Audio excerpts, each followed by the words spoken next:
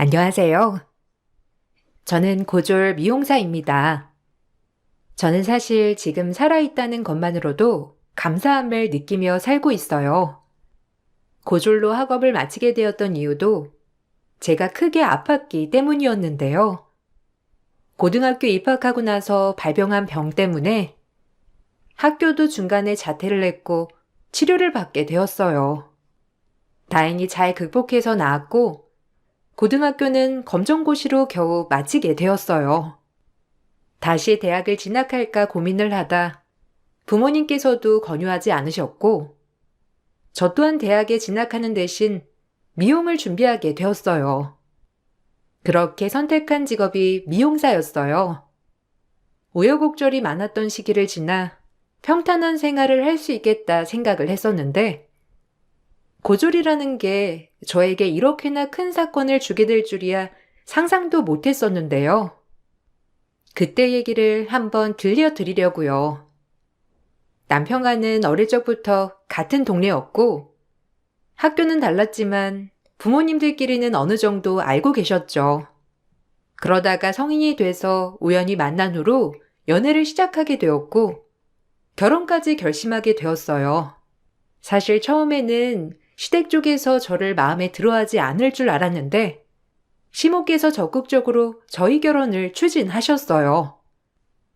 나는 우리 현석이가 이렇게 지은이랑 결혼할지 꿈에도 상상을 못했어. 어릴 적부터 지은이 봐왔지만 역시 좋은 부모 밑에서 나고 자라서 그런지 심성이 곱고 착해서 얼마나 마음에 들었는지 몰라. 지은이 너희 부모님도 좋아하시지? 아니 이제는 사돈댁이라고 해야 하나? 그러면 우리 언제 인사하니? 이참에 날 너무 오래 두지 말고 이번 주말에 봐도 나는 좋은데 말이야. 엄마, 무슨 아들 빨리 보내려는 사람처럼 굴어 왜? 하여튼, 언제는 결혼 일찍 하지 말라고 하더니만, 갑자기 왜 지훈이랑 결혼한다고 하니까 당장 내일 해야 하는 것처럼 굴어. 일단 아직 지훈이네서 언제 시간 되는지는 연락도 안 왔고, 우리 집에서도 일정 알아봐야 하니까, 엄마 아빠 편하실 시간대에 알려줘. 우리야 뭐 늘 편하지. 사돈댁은 요즘 어떻게 지내시니? 사업은 잘 되시지? 아유, 말해 뭐해. 내가 다 아는데. 사업 운영하시는 게 얼마나 힘드시겠어. 이제는 연세도 있으시고 자식이라곤 지은이 하나뿐이잖니. 지은이는 그럼 거기 회사 물려받을 생각은 없는 거니? 안 그래도 궁금했었는데 현석이가 말하기를 사업은 안 물려받겠다고 했다며. 그럼 누가 받을 사람도 없는 거야? 네, 제가 배웠던 분야도 아니고 저는 지금 일이 좋아서요. 아직은 아빠도 건재하시고 아직은 물려주거나 그런 생각은 없으신 것 같아요. 제가 배우기에는 조금 어렵기도 해서 아마 제가 받지는 않을 것 같아요. 그러니? 아유, 그럼 우리 현석이는 어때? 현석이가 보기보다 똘똘하고 뭐든 일찍 잘 배우는데 지금 다니는 회사도 봐봐. 들어간 지 얼마나 됐다고 진급하고 잘하는 것 같지 않니?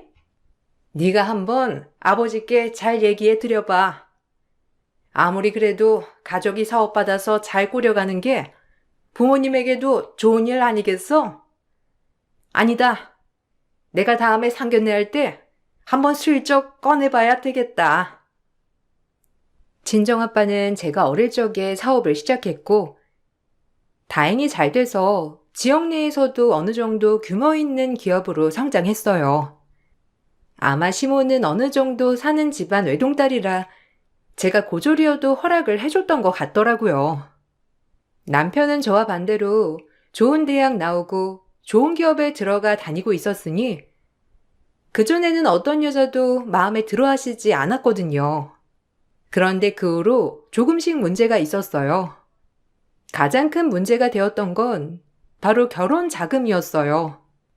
저와 남편은 결혼을 준비할 당시 소소하게 당장 모은 돈으로 시작을 하고 싶었어요. 그래서 양가 부모님께 말씀을 드렸었는데 저희 집에서는 저희 뜻을 존중해 주셨지만 시모는 너무 싫어하셨죠. 니들이 아직 어려서 지금 그런 생각을 갖는 거지. 조금만 지나봐. 니들 후회할걸? 못해도 집은 갖춰서 신혼생활 해야 하는 거 아니니? 왜 니들 마음대로 그런 걸 결정하니? 니들이 얼마나 사회생활을 했다고. 그리고 지은이 너네 집에서는 외동딸 시집 가는데 뭐라도 해주고 싶은 게 부모 마음 아니겠어? 거기다가 너는 네 집에서 귀중한 딸이잖아. 엄마, 우리 그냥 우리끼리 알아서 결혼 준비하기로 했어. 그리고 지은이네 집에서도 알겠다고 하셨고, 양가 집안 손 안 벌리기로 한 걸 엄마는 자랑스럽게 생각해야지. 그런 태도로 나오니까 너무 당황스럽네. 우리가 사회생활한 지 얼마 안 된 건 맞긴 하지만, 그렇다고 결혼 비용도 손 벌릴 정도는 아니야. 아직 우리 전세 계약도 남아있고. 뭐? 지금 네가 살고 있는 그 전셋집에서 신혼살림을 차리겠다고? 그럼 지은이 너는 아무것도 안 하고 들어오겠다는 거니? 아이고, 이거 네 엄마 아빠가 확실히 동의한 거 맞아? 아무리 그래도 딸 결혼하는데 못해도 집은 해줘야지. 아픈 애 데리고 오는 거 생각을 해야지. 아휴, 현석이 너는 왜 이렇게 순진해 빠졌어? 그냥 당당하게 도와달라 요구하면 될 것을. 엄마, 지금 무슨 소리 하는 거야? 내가 무슨 집 얻으려고 결혼하겠다는 것도 아니고, 아픈 애라니. 엄마 지금 말 실수한 거야. 우린 이렇게 결정했으니까 그렇게 알아. 그리고 지은이한테도 사과해. 시모의 말에 남편은 펄쩍 뛰면서 화를 냈고 결국 시모는 저에게 사과를 했지만 전 찜찜한 마음을 놓을 수가 없었어요. 남편은 시모가 그럴 줄 몰랐다면서 무척이나 당황스러워했죠. 저 역시 그동안 봐왔던 시모가 아닌 것 같았어요. 어쨌든 우여곡절 끝에 상견례까지 하게 되었는데 그 자리에서도 시모는 당황스러운 말들을 당연하게 꺼내 놓으셨죠. 애들이 알아서 결혼 준비한다고 하니까 뭐 저야 어쩔 수 없죠. 그래도 사돈댁에서는 귀한 외동딸 시집 보내는데 뭐라도 하나 지어주고 싶은 게 부모된 마음 아니겠습니까? 애들이야 아직 어리고 철없어서 자기들끼리 알아서 다 할 수 있다곤 하지만 어른이 보기에는 그게 아니잖아요. 이왕이면 어려움 없이 편하게 시작했으면 좋겠다고 생각하는 게 부모의 마음이기도 하잖아요. 아유, 그렇긴 하죠. 저희도 딸아이가 좀 더 편한 환경에서 편하게 지냈으면 좋겠다고 생각하고 있어요. 그래서 저희도 많이 얘기를 나눠봤는데, 일단은 둘이서 어떻게든 결혼 시작을 해보려고 하는 게 기특하기도 하고, 저희가 간섭하는 건 애들이 더 성장할 수 있는 걸 막는 것 같아서요. 나중에 애들이 정말 힘들다 도움을 요청하면, 그때는 저희가 기꺼이 도와줄 순 있죠. 아니 사돈, 그래도 애들이 어려움을 처할 때까지 기다리는 것보단 미리미리 대비하는 게 좋지 않겠어요? 저는 그래도 좀 걱정이 앞서네요. 우리 애야 어디 하나 아픈 곳 없지만 솔직히 지은이는 생사를 오가지 않았습니까? 결혼하고서 몸이 약하면 어쩌나 걱정이 되기도 하고요. 지금 사는 전셋집에서 신혼살림 차린다고 하는데 아휴, 그 좁은 집에서 어떻게 둘이서 생활을 하나 싶고. 사돈께서 걱정이 많으신가 보네요. 안 그래도 그 부분도 많이 얘기를 나눴습니다. 그래도 둘이서 어떻게든 해보겠다고 하는데 제가 무슨 힘이 있나요? 저희도 처음 결혼할 때 다 겪었던 일 아닙니까? 단칸방에서 시작해 하나하나 채워가는 재미도 느낄 수 있는 거죠. 저희의 그래도 생사를 오가면서 누구보다 강한 아이입니다. 너무 걱정하지 마시고 믿어보시죠. 친정아빠 말에 시모의 얼굴은 차츰 굳어졌지만 시모를 제외하고 다른 식구들은 화기애애한 분위기였어요. 중간중간 시모는 저에게 따로 연락 오기도 했지만 중간에서 남편이 칼같이 막아주기도 했었죠. 몇 가지 걸리는 점들이 있었지만 괜찮아질 거라 생각하고 그렇게 결혼을 하게 되었어요. 남편이 살고 있던 전셋집에서 그대로 몸만 들어와 살게 되었죠. 남편과 둘이 있을 때는 세상 부러울 것 없이 행복했지만 시댁 식구들만 끼게 되면 다투는 날들이 많아졌어요.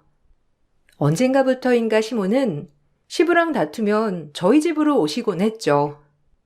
방은 2개였지만 하나는 옷방으로 사용했기 때문에 잘 수 없었는데 시모는 항상 오면 안방을 차지하고선 며칠을 내내 지내다 가셨어요.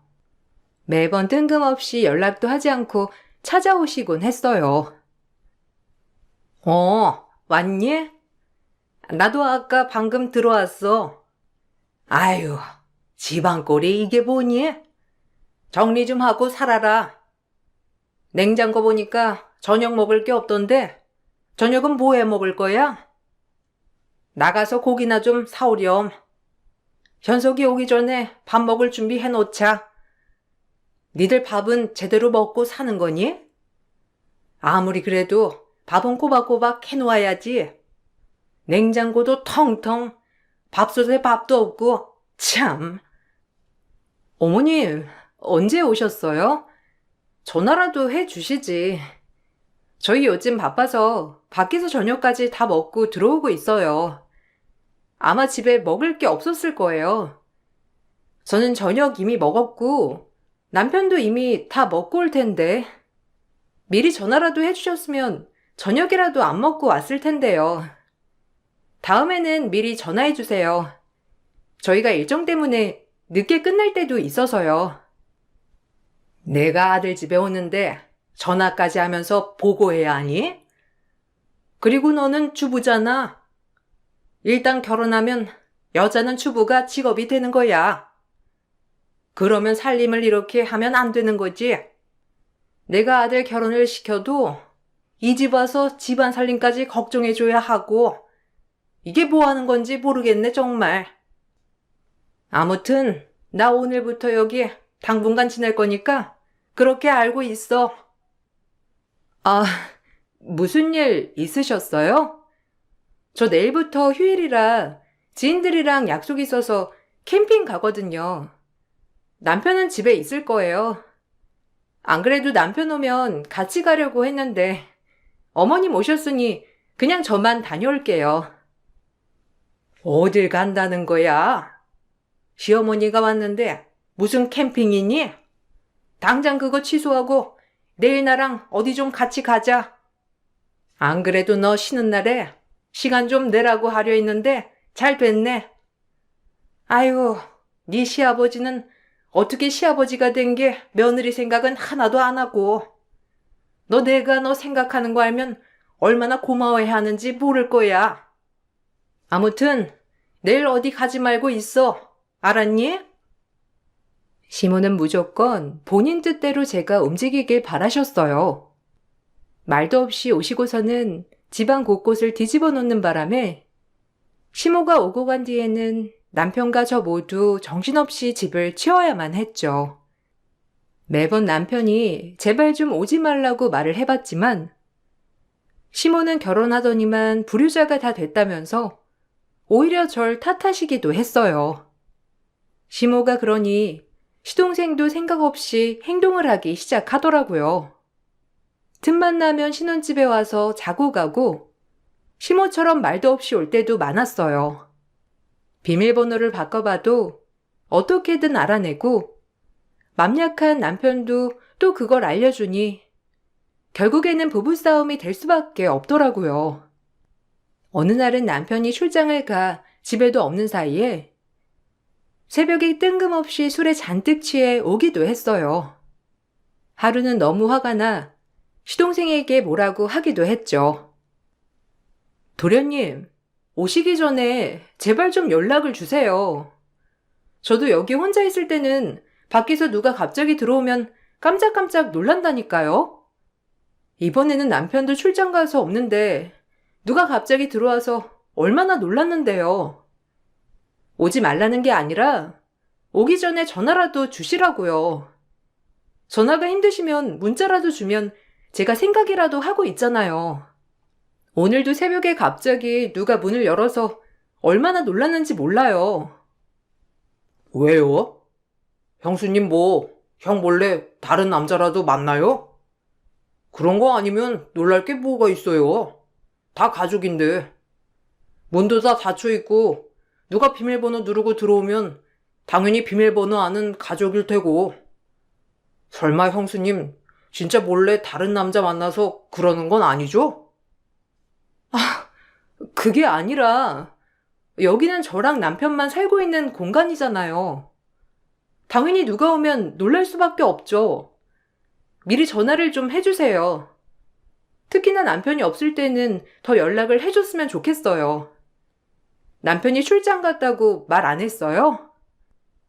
형이 출장 가는 걸 제가 알 일이 없죠. 출장 며칠 가는데요? 그럼 여기 출장 가 있는 동안에 그냥 있어도 되죠? 어차피 형수님 아침에 나가가지고 저녁에 늦게 들어오시잖아요. 저 다른 사람 안 부르고 잠만 자러 올게요. 여기 주변에 제 친구들 많이 살아가지고 자주 오거든요. 안 그래도 형수님한테 말하려고 했는데 형은 절대 안 된다고 못 박아둬가지고 형수님이 허락해주세요. 네? 어차피 여기 형 집이잖아요. 엄마도 형만 살 때는 그냥 자유롭게 드나들었는데 솔직히 형수님 오고 나서는 마음대로 못 오는 게 좀 그렇긴 하죠. 시동생도 역시나 아무런 생각도 하지 않고 집으로 찾아왔죠. 남편도 중간에서 스트레스를 정말 많이 받았어요. 시댁 식구들은 당연히 남편 집이니 말없이 와도 된다고 당연하게 생각을 했고, 그런 생각을 바꾸게 하는 게 쉽지는 않았어요. 그런데 남편이 중간에서 차단하려고 할 때마다 시모는 저에게 연락을 하더라고요. 무작정 남편이 잘못한 건 모두 제 책임이라고 하셨어요. 나는 너무 서운하다. 내가 얼마나 널 많이 생각하는데 어떻게 너는 이럴 수가 있니? 아들이 오늘 뭐라고 했는지 아니? 네가 불편할까봐 집에도 오지 말고 연락도 하지 말라고 하더라. 할 말 있으면 자기한테 말하라고 하는데 그게 말이니?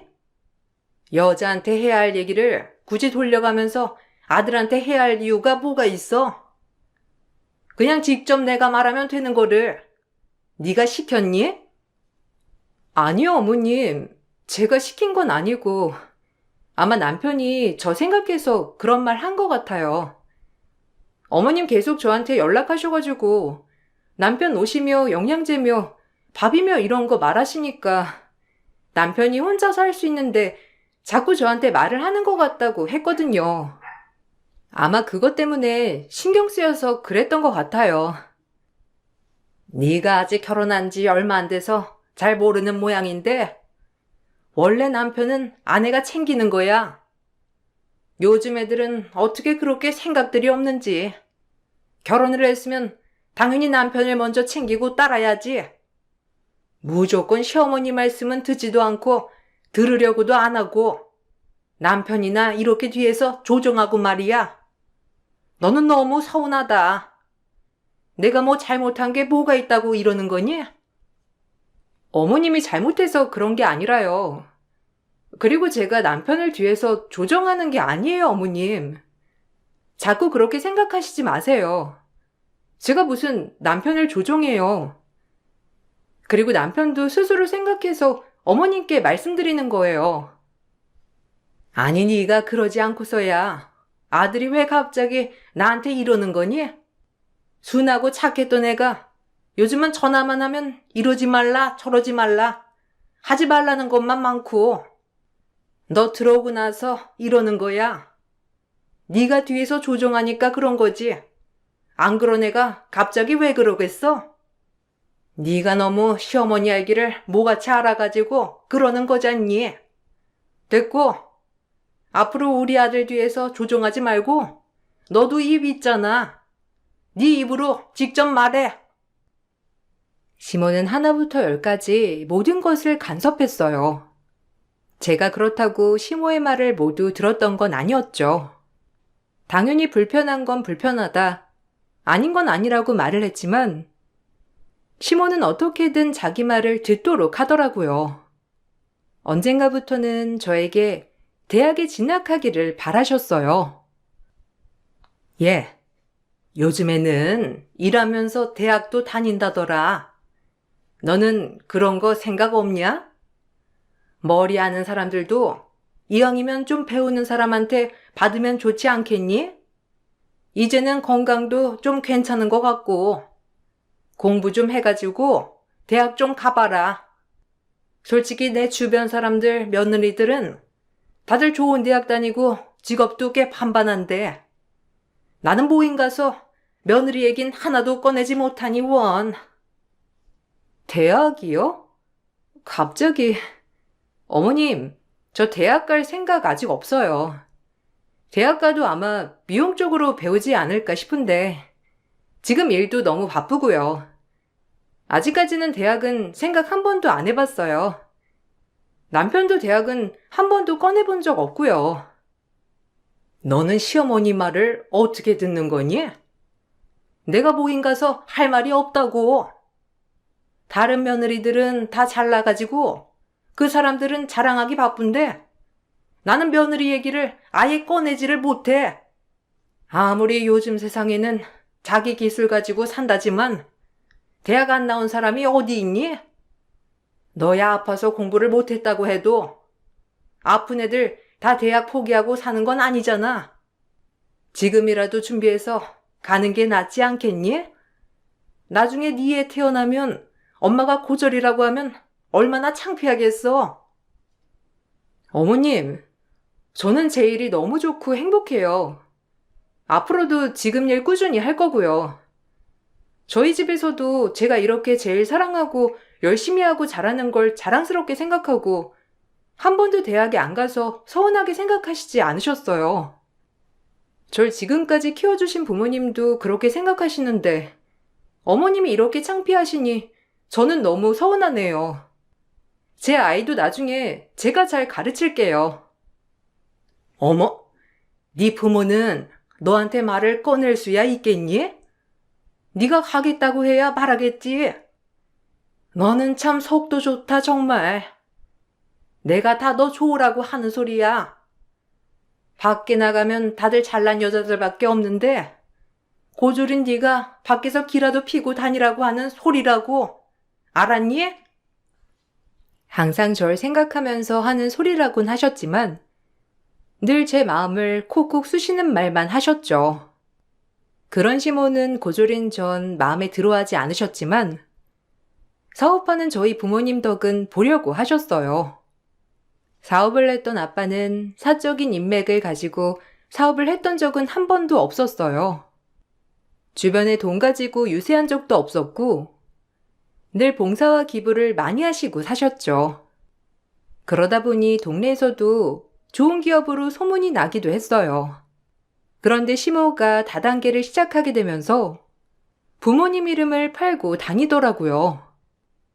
어느 날은 시모가 불러 시댁에 간 적이 있었는데 모르는 사람들이 거실에 쭉 앉아 있었어요.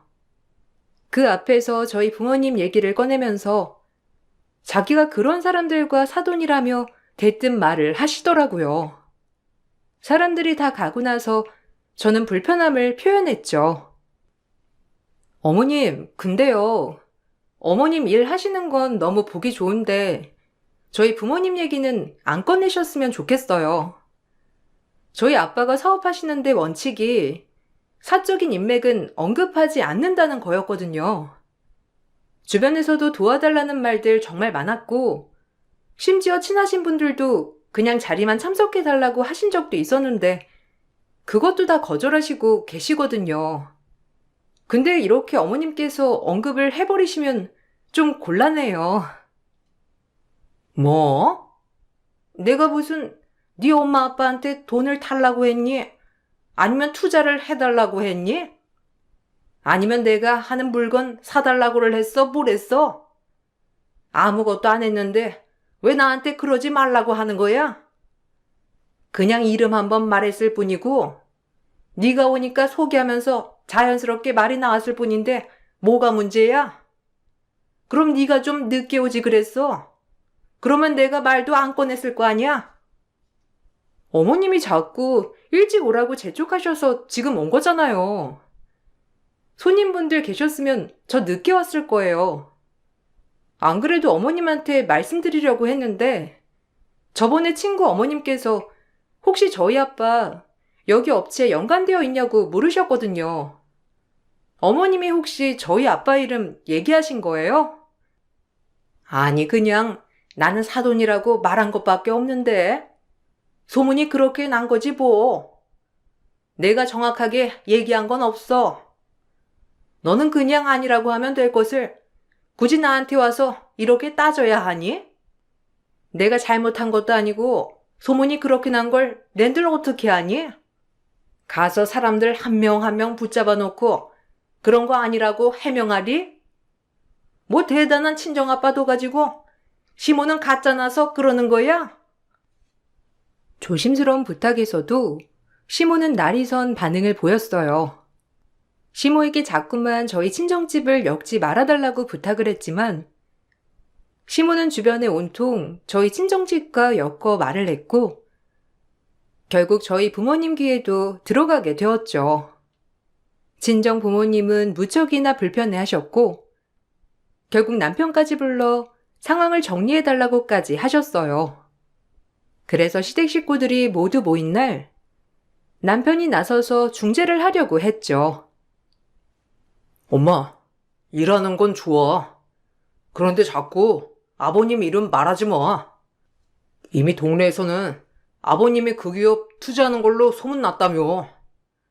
이번에 아버님이랑 얘기하는데 그것 때문에 엄청 곤란해 하셨대. 안 그래도 주변에 해병하고 있는데도 이거 수습이 안 되시는가 보더라고. 알아보니까 엄마가 자꾸 그런 소문을 낸다고 하던데 제발 밖에 가서 장인어른 얘기 좀 하지 마.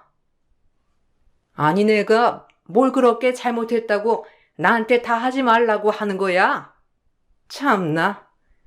네 장인어른이 잘나면 얼마나 잘났다고 나보고 얘기를 하라 마라 하는 건데 더럽고 치사해서 앞으로 말 안 할 테니 걱정하지 말라고 해라.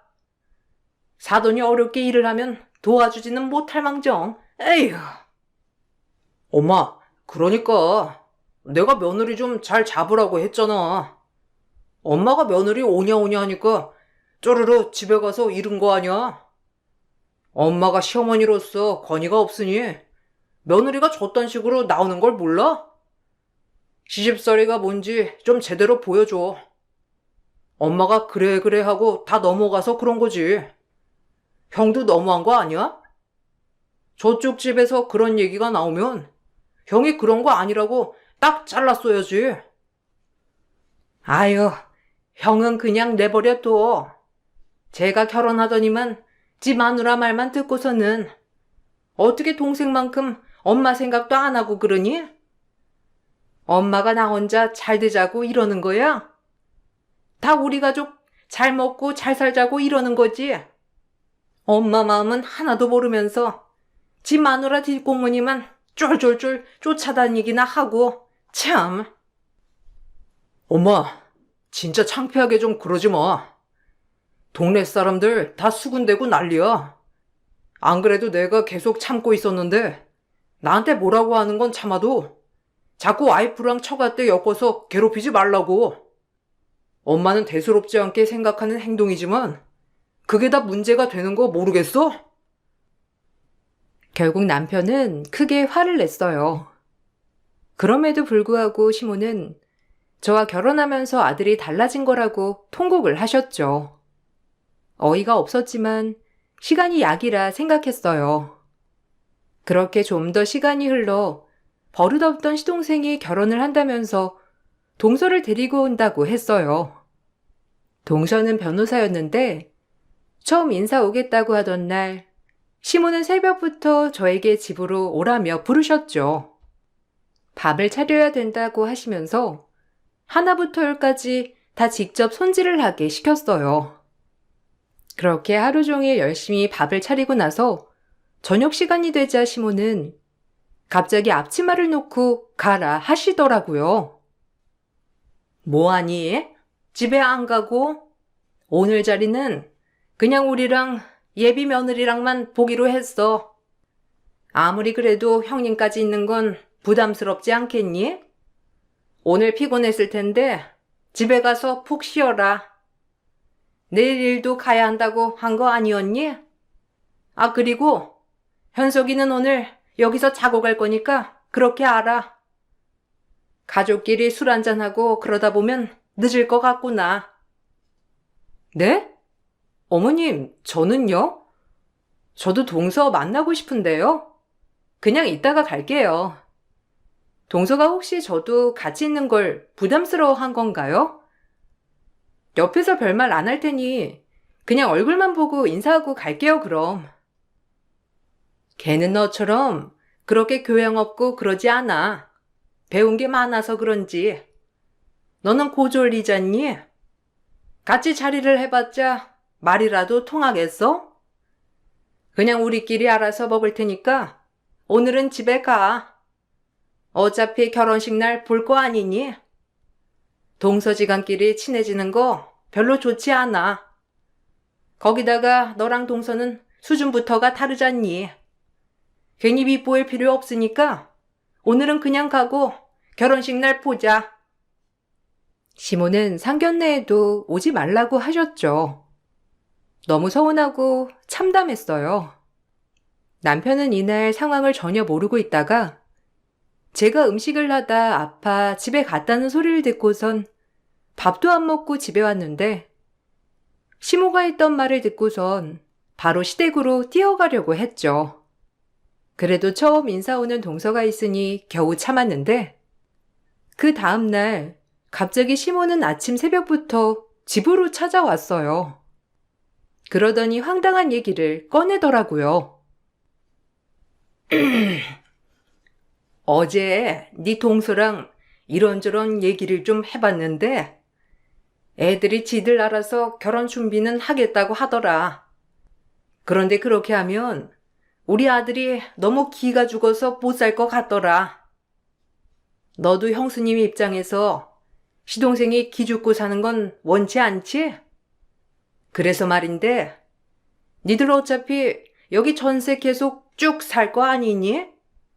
이번에 결혼하면서 네 시동생한테 넘겨주는 건 어떠니?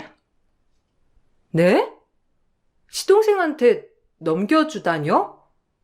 어머님, 저희 여기 우리 집이에요. 그럼 저희는 어디서 살아요? 동서가 집이라도 해달라고 한 거예요? 아니, 둘이서 같이 알아서 결혼 준비한다고 했으면 집도 알아서 준비하게 하셔야죠. 갑자기 오셔서는 집을 내놓으라뇨. 그러면 저희는 어디서 살라고 그런 말씀을 하시는 거예요? 절대 안 돼요. 여기 우리 집이에요. 이게 무슨 네 집이야? 우리 아들 집이지? 전세자금 다 우리 아들이 낸 거 아니야? 그러면 네 지분이 뭐가 있어? 그리고 넌 고졸이면서 무슨 집 타령이야? 정것이 어디서 집 타령이야? 내놔라. 당장 서류들 싹 가져오고 집주인한테 연락해. 전세 계약 다른 사람으로 바꿔야 하니까 시간 맞춰서 계약 수정하자고 해. 전세금 그냥 그대로 하면 좋을 것 같다고 하고. 시모의 말에 전 분노가 치밀어 올랐어요. 당당히 집을 요구하는 시모에게 전 제가 가지고 있던 등기부 등본을 던졌죠. 시모는 서류를 봤더니만 갑자기 사색이 되어 절 쳐다보더라고요. 바로 등기부 등본에 있는 집주인 이름이 저였기 때문이었어요. 아니, 이게 뭐야? 집주인 이름이 왜 너랑 같니? 혹시 집주인이 너야? 너희 여기 전세로 살고 있었던 거 아니니? 아니, 애초에 집을 샀으면 샀다고 말을 해야지. 지금까지 별소리 없길래 여태 전세로 살고 있구나 했더니만 네 집이었어?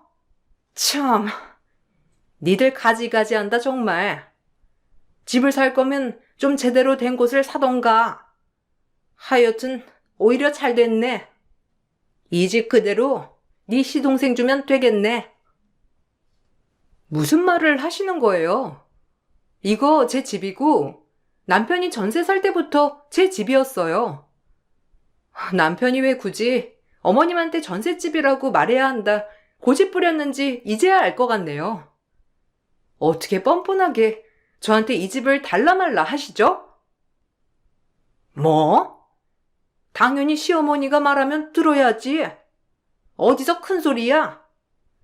너희 지금 나한테 큰 잘못한 거야. 어떻게 이런 큰일을 벌이면서 여태껏 나한테 말 한마디를 안 하니? 어떻게 그럴 수가 있어? 전에도 그랬지만 앞으로도 어머님한테는 말할 일이 없을 것 같네요. 이 집 저희 집에서 제 명의로 돌려주신 겁니다. 원래 저희 아빠 건물이셨고 지금은 제 건물이네요. 그렇게 청껏이라고 무시하셨으니 청껏이 가지고 있는 건물에는 자식 들여보내고 싶진 않으시겠죠? 사색이 된 시모를 밖으로 내보내고 전 남편에게 이 모든 사실을 말했는데 남편은 저에게 너무 잘했다며 말을 했죠. 얼마 뒤 뜬금없이 시동생의 파혼 소식이 전해졌어요. 동서가 시동생에게 파혼을 선언했다더라고요. 왜 그런지 몰랐는데 뒤늦게 이유를 알게 되었는데 알고 봤더니 동서는 어릴 적 부모님이 이혼하시고 할머니 밑에서 컸던 조선 가정이었어요. 시모는 집까지 시동생이 해가면 아무리 변호사 며느리라도 자기 맘대로 휘둘릴 수 있을 거라 생각했던 거죠. 그런데 그 동서가 전에 장학금을 지원했던 기업 도움으로 변호사가 됐던 거였는데 그 기업이 친정아빠가 운영하는 회사였던 거였어요. 그때 첫 인사 자리에서 시모가 자랑이랍시고 저희 집안 얘기를 해가며 본인들이 그런 대단한 집안과 사돈이라는 걸 강조했는데 그때 동서가 알게 됐다고 하더라고요. 문제는 그 자리에서 시모가 그 집안 사람들이 자기 밑에서 벌벌긴다며 무시를 했다는 거였어요. 똑똑한 동서는 바로 그 자리에서 이 결혼은 아니라 생각을 했고 며칠 뒤 파혼 소식을 전해왔던 거였죠. 시모는 그제야 난리가 났고 당장 저에게 연락해 오해를 풀라며 말하셨죠. 너 들었지? 네 동서 예전에 네 아빠가 장학금 지원한 걸로 공부했다는 거 파혼한다는데 네가 가서 좀 말려봐라. 아무리 내가 얘기를 해도 들어먹지를 않으니 원. 아이고, 아무튼 요즘 애들 이렇게 싹수가 없어가지고선 맘대로 해도 상관없으니까 일단 결혼만 하라고 좀 해봐. 제가 왜요? 전 동서 얼굴도 못 봤는데요? 어머님이 그렇게 잘났다고 하셨는데 왜 동서가 결혼 안 하겠다고 하겠어요? 청껏인 제가 말을 한다고 듣겠나요? 저보다 훨씬 수준 높은 며느리 들어온다고 좋아하시더니만 어머님이 알아서 잘 설득해 보세요. 아니 그게 아니라 내가 잘못했다. 아휴, 내가 시어머니가 되니 권위를 좀 가져야 되겠다고 생각해서 그런 거지. 널 미워해서 그런 건 아니야. 알지? 그리고 너희 집에서 처음부터 이렇게 집을 해줬다고 말을 했으면 내가 이러지 않았을 거 아니니? 아무튼 우리 지금까지 있었던 일들은 다 없던 일로 하고 다시 잘 지내보자. 전 그럴 생각 없어요. 저희 남편도 없고요. 절 그렇게 무시하면서 잡으려고 하셨다면 큰 착각하셨네요. 청껏은 그만 물러나죠. 어머님 마음에 드신 며느리 마음껏 휘두르며 사시고 저는 어머님 마음대로 휘두르실 수 없으니 그만 보고 살겠습니다.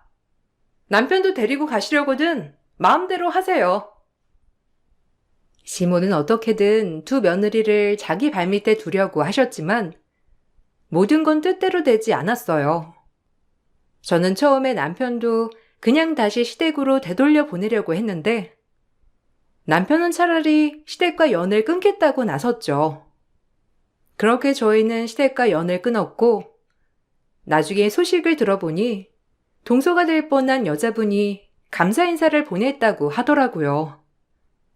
시모는 결국 두 며느리뿐만 아니라 아들까지 연을 끊게 되는 상황을 만들었어요.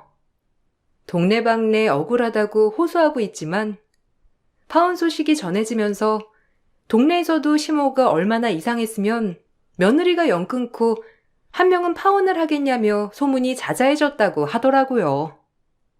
간간히 남편만 시댁에 가고 있는 상황이에요.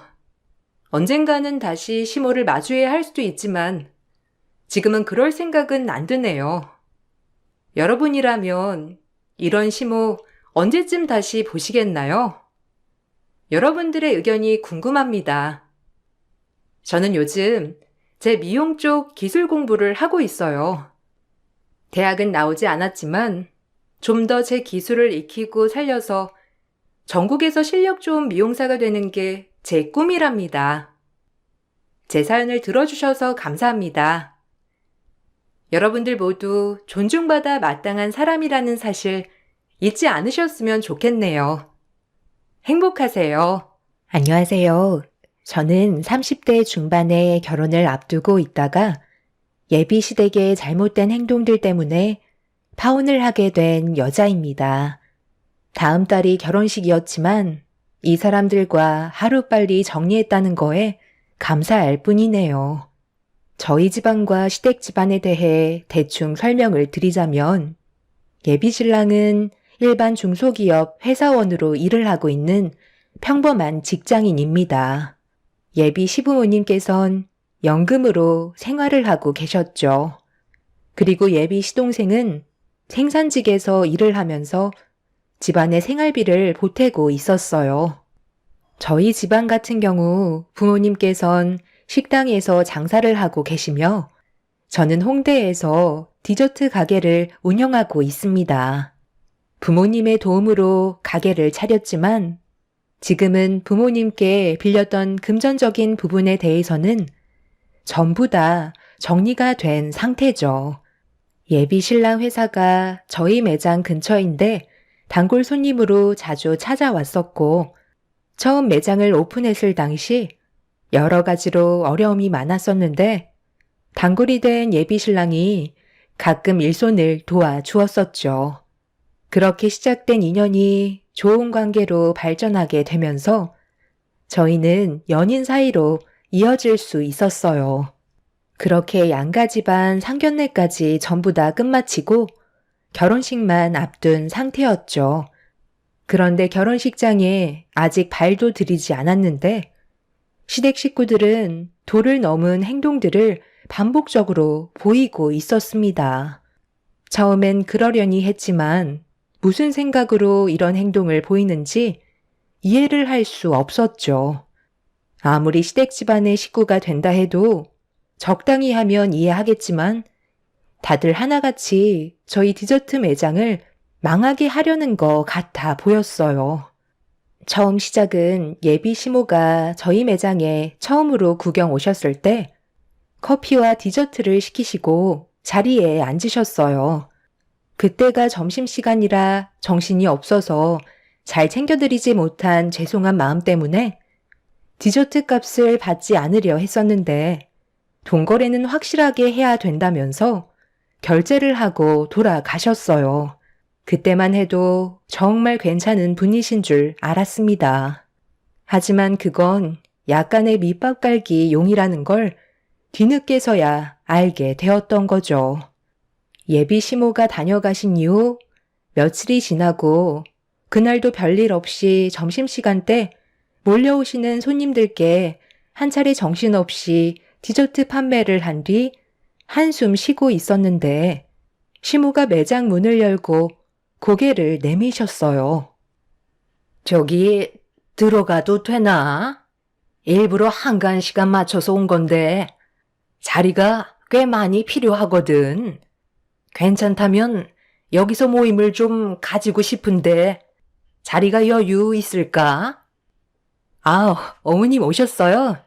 지금은 점심시간이 지나서 손님들이 한 차례에 빠진 상태라 여유가 있어서 괜찮아요. 2층에는 자리가 많이 비어 있으니 올라가시면 될 것 같아요. 나는 이런 거 잘 모르니까 무난한 맛으로 몇 개 올려주면 괜찮을 것 같은데 과일 주스도 여러 가지 종류로 좀 부탁하고 알아서 챙겨줄 수 있는 거지? 네, 그럼요. 저희 매장에서 제일 판매가 많은 것들로 올려드릴 테니 걱정하지 마시고 올라가 계세요. 몇 분이신지만 알면 될 것 같은데요.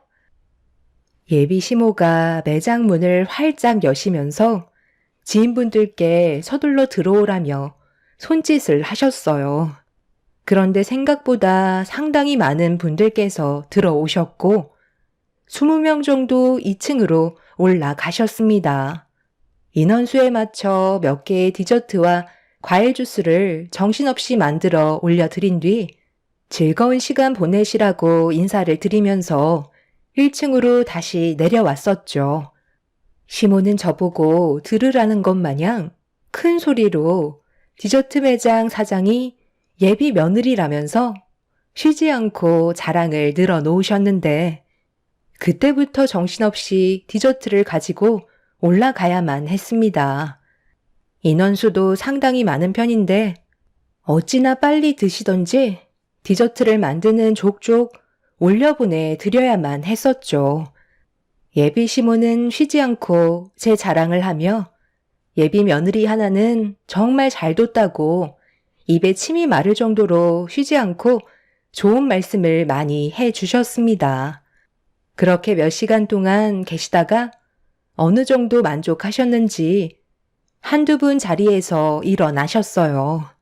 저를 보며 칭찬을 아끼지 않으셨고 저는 한 분 한 분 깍듯하게 인사를 드렸습니다.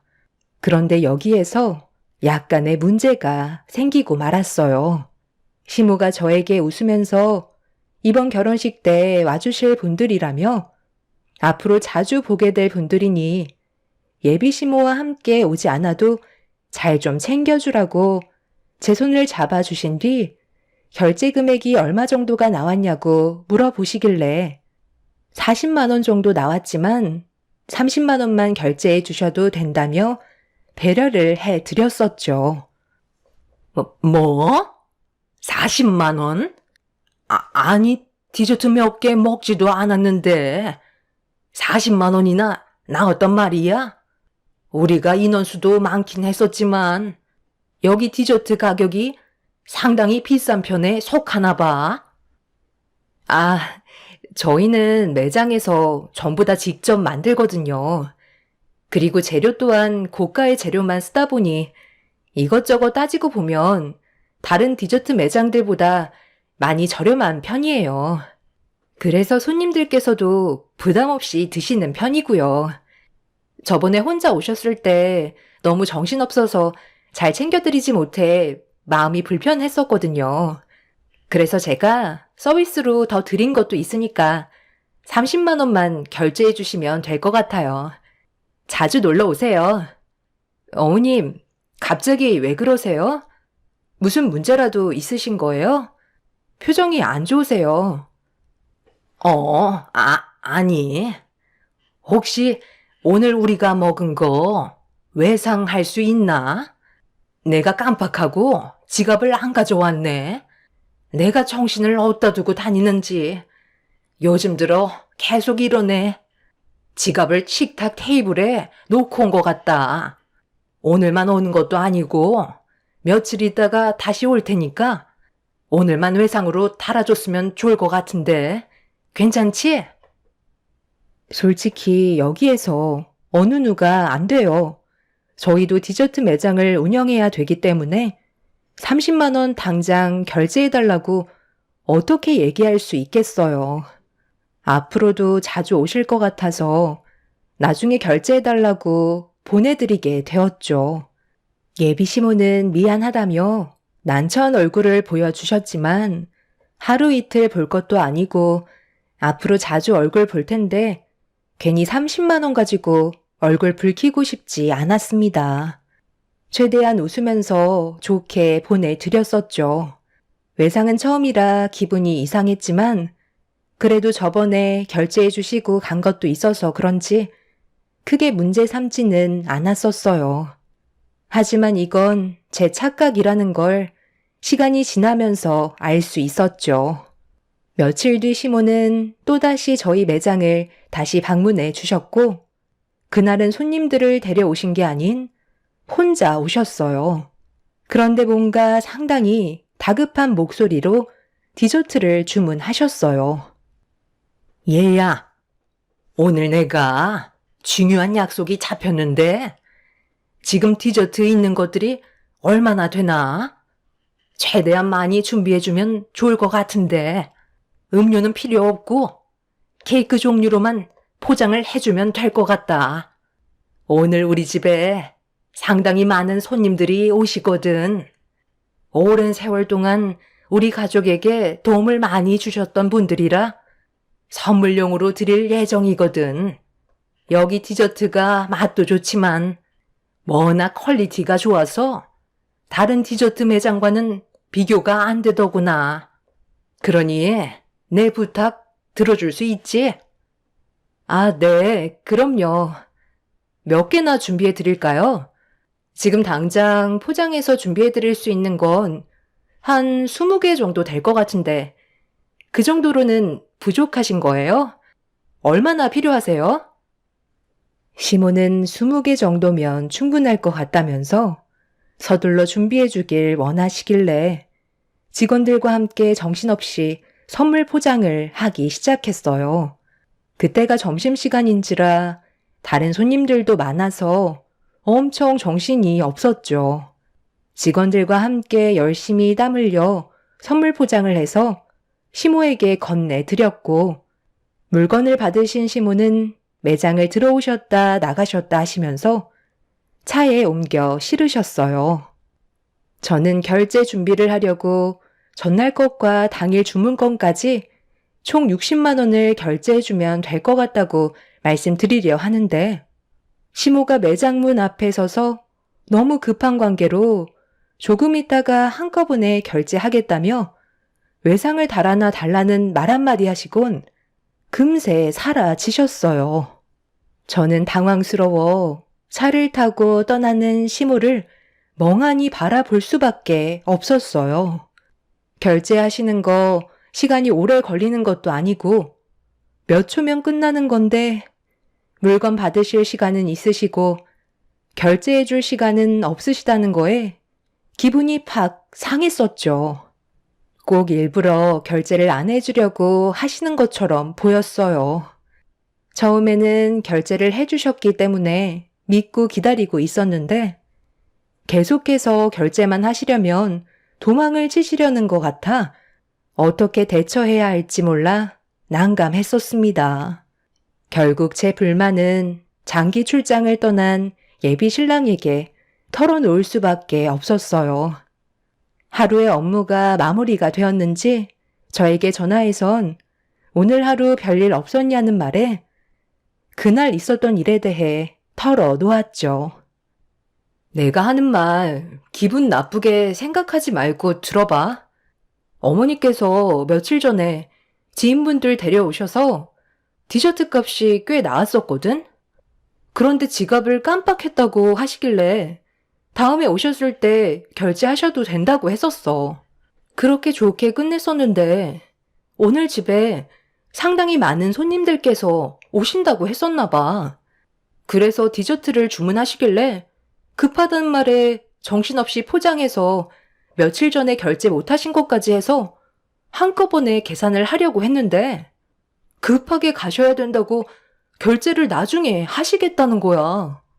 시간이 얼마 걸리는 것도 아닌데 매장에 들어오시지도 않고 문 앞에서 한마디 툭 던지신 뒤 그냥 가셨다니까.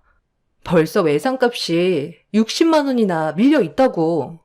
디저트 값이 적은 금액도 아니고, 우리도 돈이 들어와야 문제없이 디저트를 원활하게 만들 수 있는데, 어머니께서 계속 이런 식으로 행동하시면 내 기분이 어떨 것 같아? 지방 출장 가서 힘들게 일하고 있다는 거 내가 모르는 거 아니라서 최대한 내 선에 해결하려 했는데, 이 문제에 대해 어떻게 생각하는지 좀 들어봐야 할 것 같아서. 미안해. 우리 엄마가 워낙 깜빡하는 성격을 가지고 있어서 내가 나중에 결제해 줄 테니까 마음 풀어. 그래도 엄마가 결제해 주겠다고 하셨잖아. 그래도 약속을 안 지키시는 분은 아니라서 며칠 뒤에 다시 매장에 방문하셨을 때 결제해 주실 거야. 좀 그러면 지금 당장 60만 원 계좌로 보내줄까? 아니 뭐. 자기 말대로 며칠 뒤에 오시면 그땐 결제해 주시겠지. 괜히 자기한테 결제 금액 받았다가 기분 나빠하시면 어떡해. 그래도 어머니 믿고 조금만 더 기다려 보도록 할게. 예비 신랑은 저에게 미안하다면서 난처해 하길래 괜히 얘기했나 싶더라고요. 이 일 때문에 괜히 일하는데 지장 생길까봐 걱정이 되었죠. 그래도 제가 가진 고민에 대해 털어놓으니 마음은 좀 나아졌지만 시모가 앞으로 어떤 반응을 나타낼지 그게 제일 궁금했었어요. 두 번의 외상 문제도 그렇지만 저에게 미안하다고 하셨으면 외상했던 날 손님과의 시간을 보낸 뒤 전화 한 통 해줄 수 있는 건데 예비 시모는 연락 한 번 없으셨어요. 고마웠다는 문자 하나도 남겨주지 않아 서운한 마음은 점점 더 커지고 있었죠. 그렇게 또 며칠이 지난 뒤 잠깐 잊고 있었는데 그날은 예비 시모가 아닌 시동생이 누군가의 손을 잡고 저희 매장을 방문을 했어요. 알고 보니 여자친구를 데리고 왔더라고요. 근처에서 점심 식사를 하고 제가 디저트 가게를 운영한다는 걸 알고 구경이나 할 겸 찾아왔던 거였죠. 여자친구와 주문한 디저트를 받은 뒤 2층으로 올라가 한참 동안 대화를 나누면서 시간을 보내고 있었는데 시동생의 여자친구가 1층으로 내려오더니 저에게 디저트가 너무 맛있다면서 다른 것들도 먹어보고 싶어서 주문하러 왔다고 이것저것 시키기 시작했어요. 그때까지만 해도 크게 신경 쓰지 않았었는데 정말 어이없는 일이 눈앞에 펼쳐지고 말았죠. 한참의 시간이 지난 뒤 예비 시동생이 1층으로 내려와서는 화장실 위치를 물어보길래 상가 밖에 있다며 설명을 해준 뒤 한 10분 정도가 지났을 때 시동생의 여자친구도 화장실의 위치를 물어봐서 알려줬었어요. 그런데 30분이 지나도 보이지 않더라고요. 2층으로 올라가 보니 디저트 그릇은 싹 다 비워놓고 짐도 이미 챙겨서 나간 상태였죠.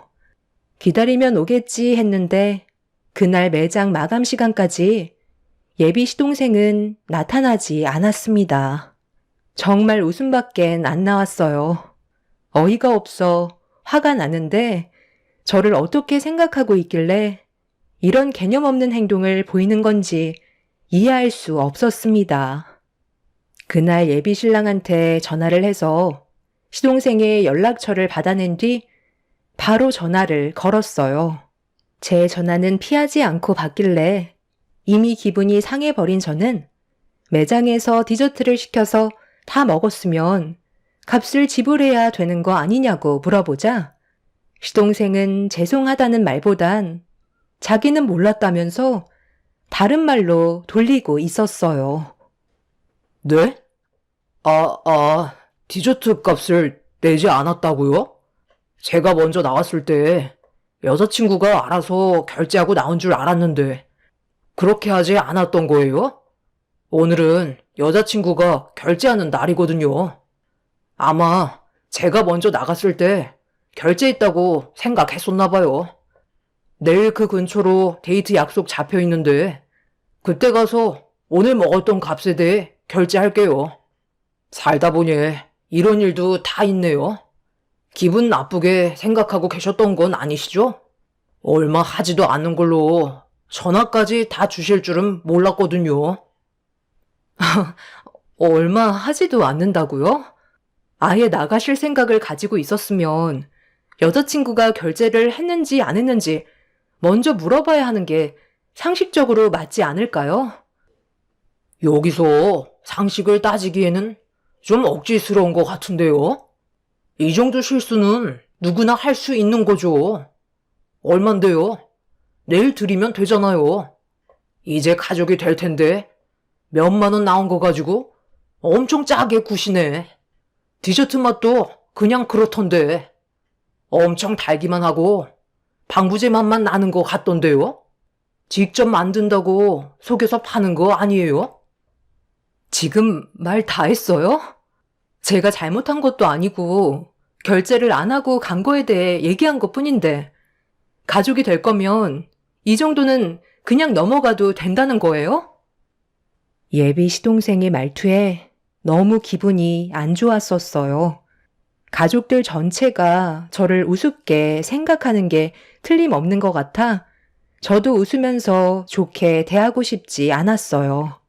그래서 한마디 하려 하는데 예비 시동생은 오히려 자기가 기분이 상했다면서 먼저 전화를 끊어 버렸습니다.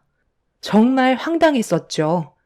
화가 잔뜩 올라온 상태에서 다음날 시동생이 매장으로 오면 한마디 해야 될 것 같아 벼르고 있었는데 약속은 지키지도 않고 다음날 매장에 오지 않았어요. 태도를 보니 먹었던 디저트 값에 대해 결제할 생각이 전혀 없어 보였죠. 결국 이건 정말 아닌 것 같아 예비 신랑한테 전화를 했어요. 그런데 오히려 이런 문제로 바쁜 자기한테 전화를 했다고 화를 내는데 저도 모르게 울컥해서 불만을 털어놓았고 결국 서로 언성을 높이면서 안 좋은 말들을 주고받게 되었는데 예비 신랑은 처음으로 저에게 상처를 주었어요. 아, 진짜. 내 동생이 여자친구 데려와서 디저트 먹은 게 그게 그렇게 아까운 거야? 그 정도는 이해하고 넘어갈 수 있는 거 아니야. 돈 10만 원 나온 것도 아닌데.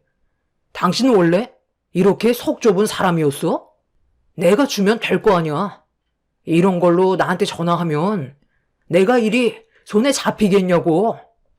출장 온 것도 짜증나 죽겠는데. 이런 건 당신 선에서 알아서 해결을 해야 될 거 아니야. 가족끼리 그 정도도 배려해주지 못하면 앞으로 결혼 생활 어떻게 해나갈 거야? 얼만데? 당장 계좌 알려줘. 정말 너무하네. 내가 잘못한 거야?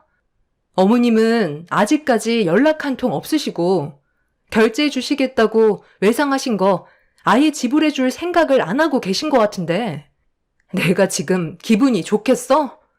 방금 얘기했었잖아. 당신 동생이 나한테 했던 태도가 지나쳤었다고. 죄송하다는 말 한마디 듣지 못했었고 오히려 욕만 듣고 전화를 먼저 끊어버렸어. 이게 상식적인 행동이야? 당신 가족만 감싸는 건 맞지 않다고 생각하는데 내 입장에서도 조금은 알아줘야 하는 거 아니겠어? 네가 이해를 못 해주는데 나한테 좋은 말이 나오길 기대하면 되겠냐? 계좌나 불러. 돈 붙여주면 될 거 아니야?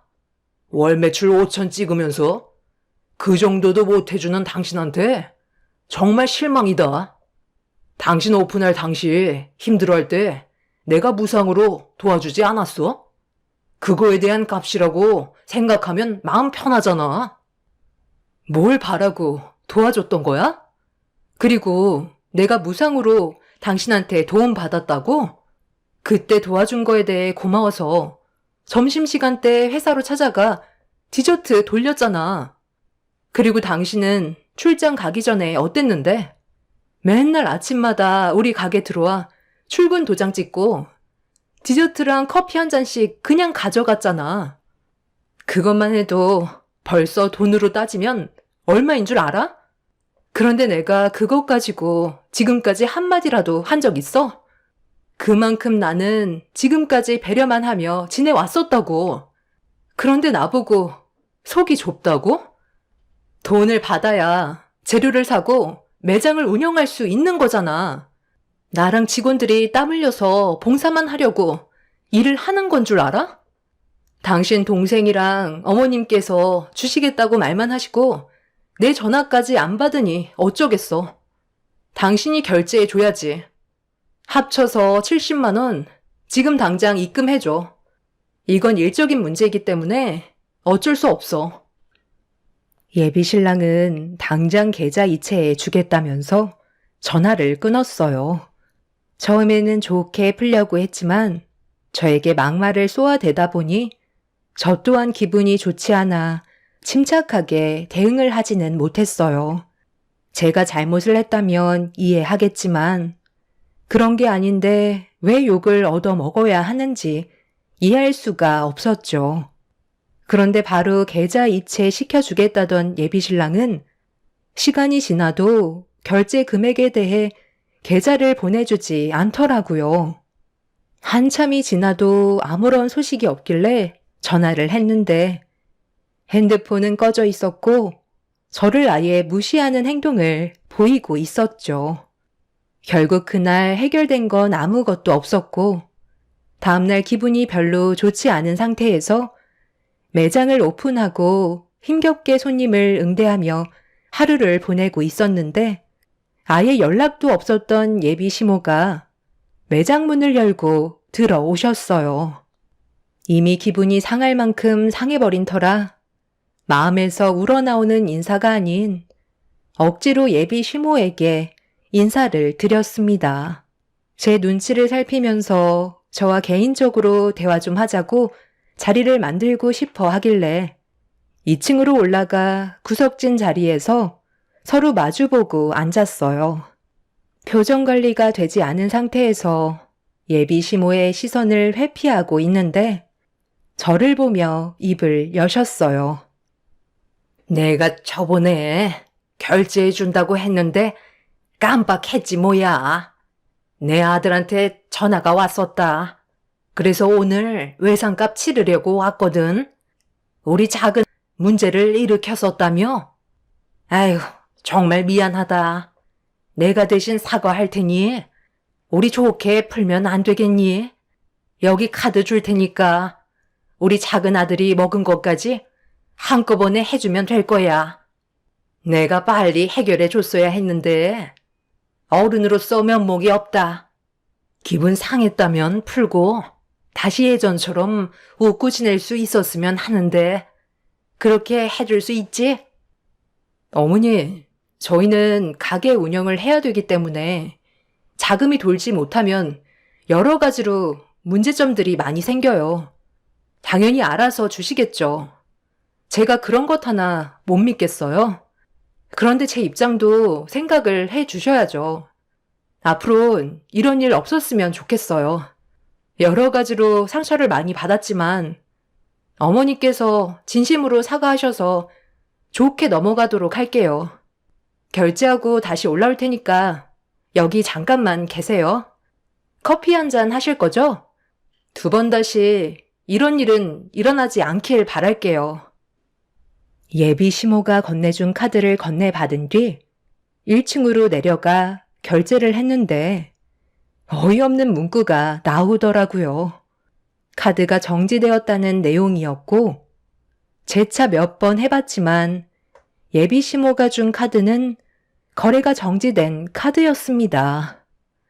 뭐 하나 제대로 풀리는 게 없어서 기분이 좋지 않은데 왜 이런 문제가 계속 생기는 건지 답답하기만 했었어요.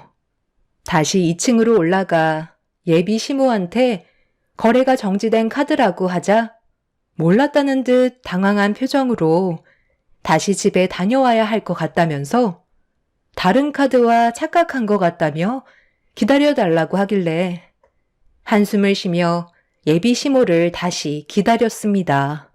그렇게 한참 동안 시간이 지난 후 예비 시동생이 나타났어요.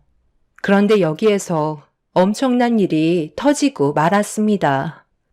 등치가 산만한 남자들이 옆에 여자 하나씩 끼고 들어왔는데 1층이랑 2층을 전부 한 자리씩 차지하고 앉았어요.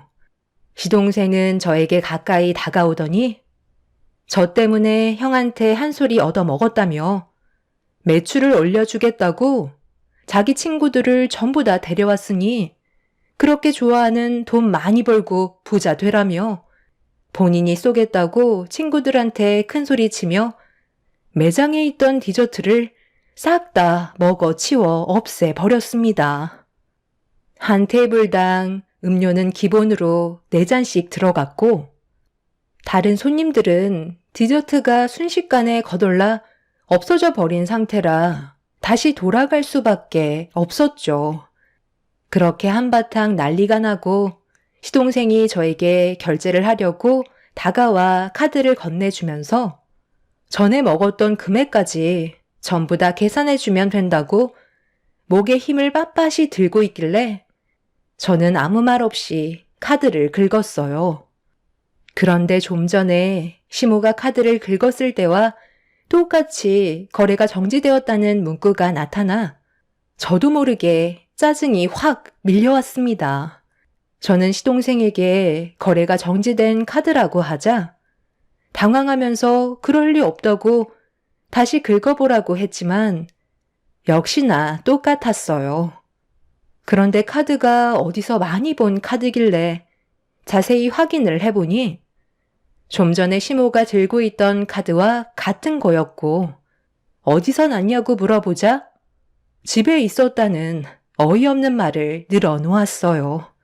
결국 화가 머리끝까지 올라와 버린 저는 당장 결제 금액을 계산해 주지 않는다면 경찰에 신고하겠다고 화를 냈어요. 그러자 주변 사람들은 웅성거리기 시작했고 시동생은 집에서 다시 카드를 가지고 오겠다고 매장에서 나가려고 하길래 그 자리에서 경찰에 신고를 하게 되었죠. 시동생은 왜 신고하냐고 난리를 쳤지만 그 사람들의 장난에 더 이상 놀아나고 싶지 않았어요. 가족이 될 사이인데 이 정도 가지고 경찰까지 부르냐고 화를 내면서 저에게 대들길래 저도 가만히 있지 않았죠. 시동생은 어딘가에 전화를 했고 잠시 뒤 경찰이 옴과 동시에 시모가 급하게 매장 문을 열고 들어왔어요. 저는 이미 이 결혼은 의미 없다는 걸 인지하고 있었고 예비 신랑한테 파혼하자는 문자 한 통을 남겼어요. 그런데 정말 웃긴 건 예비 신랑이 출장 갔다고 해놓고 시모가 매장에 들어온 뒤에 잠시 뒤 뒤따라 들어오더라고요.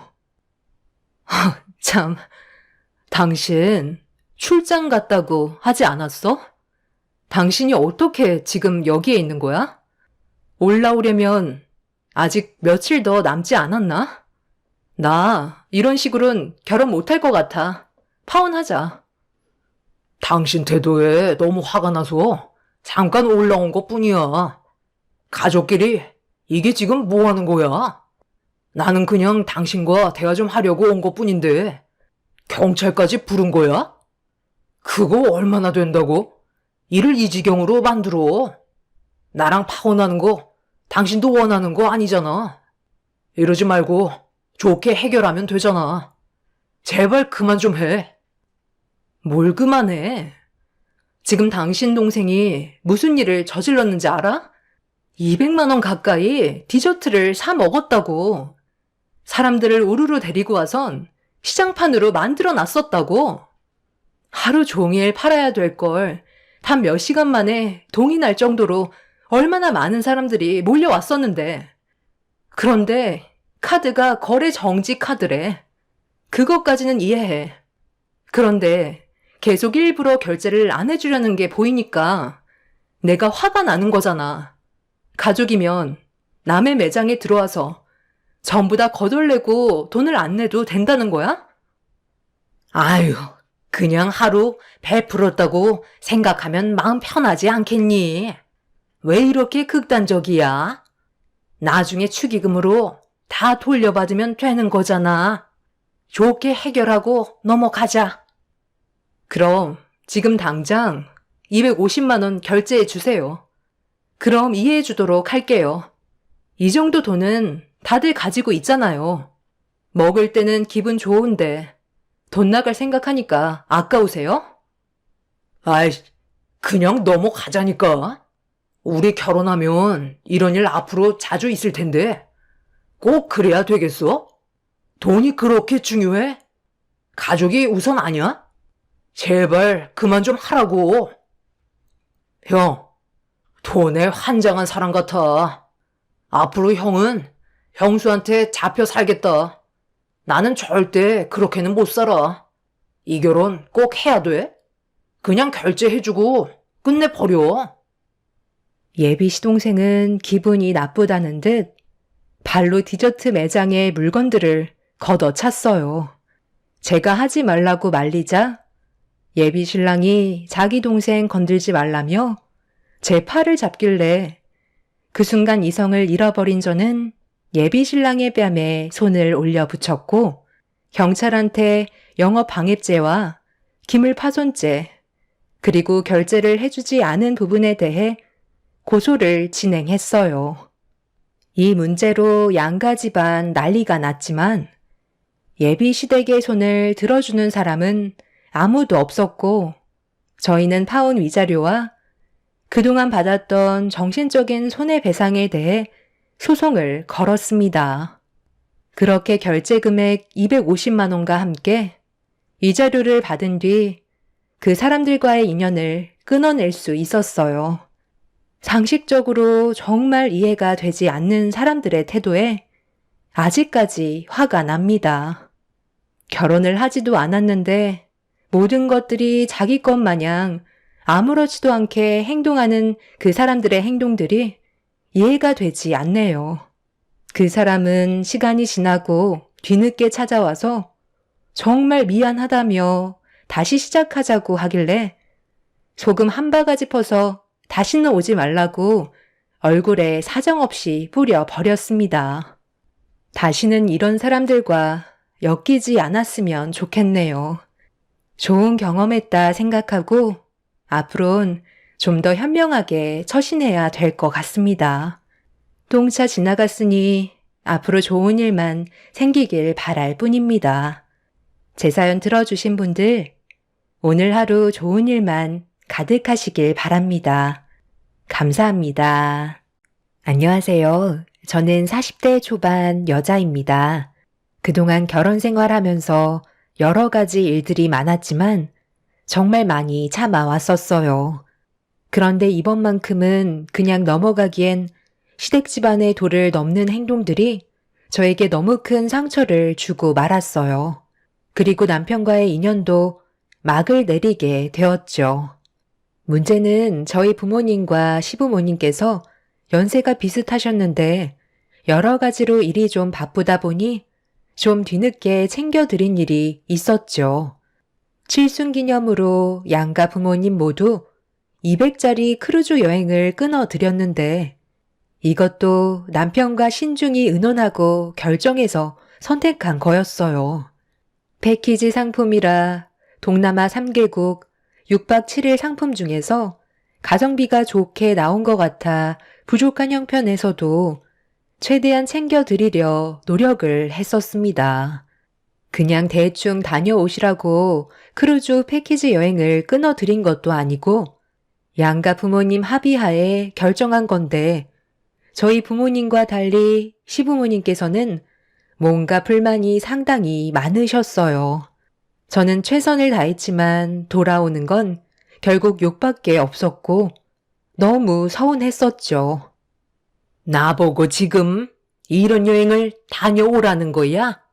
내가 상상했던 크루즈 여행과는 상당히 다른데 이왕 돈 쓰는 거 좀 더 괜찮은 상품으로 해주면 좋을 것 같다. 어머님, 이것도 정말 신중히 알아보고 결정한 거예요. 1인당 200만 원이면 정말 적지 않은 금액이에요.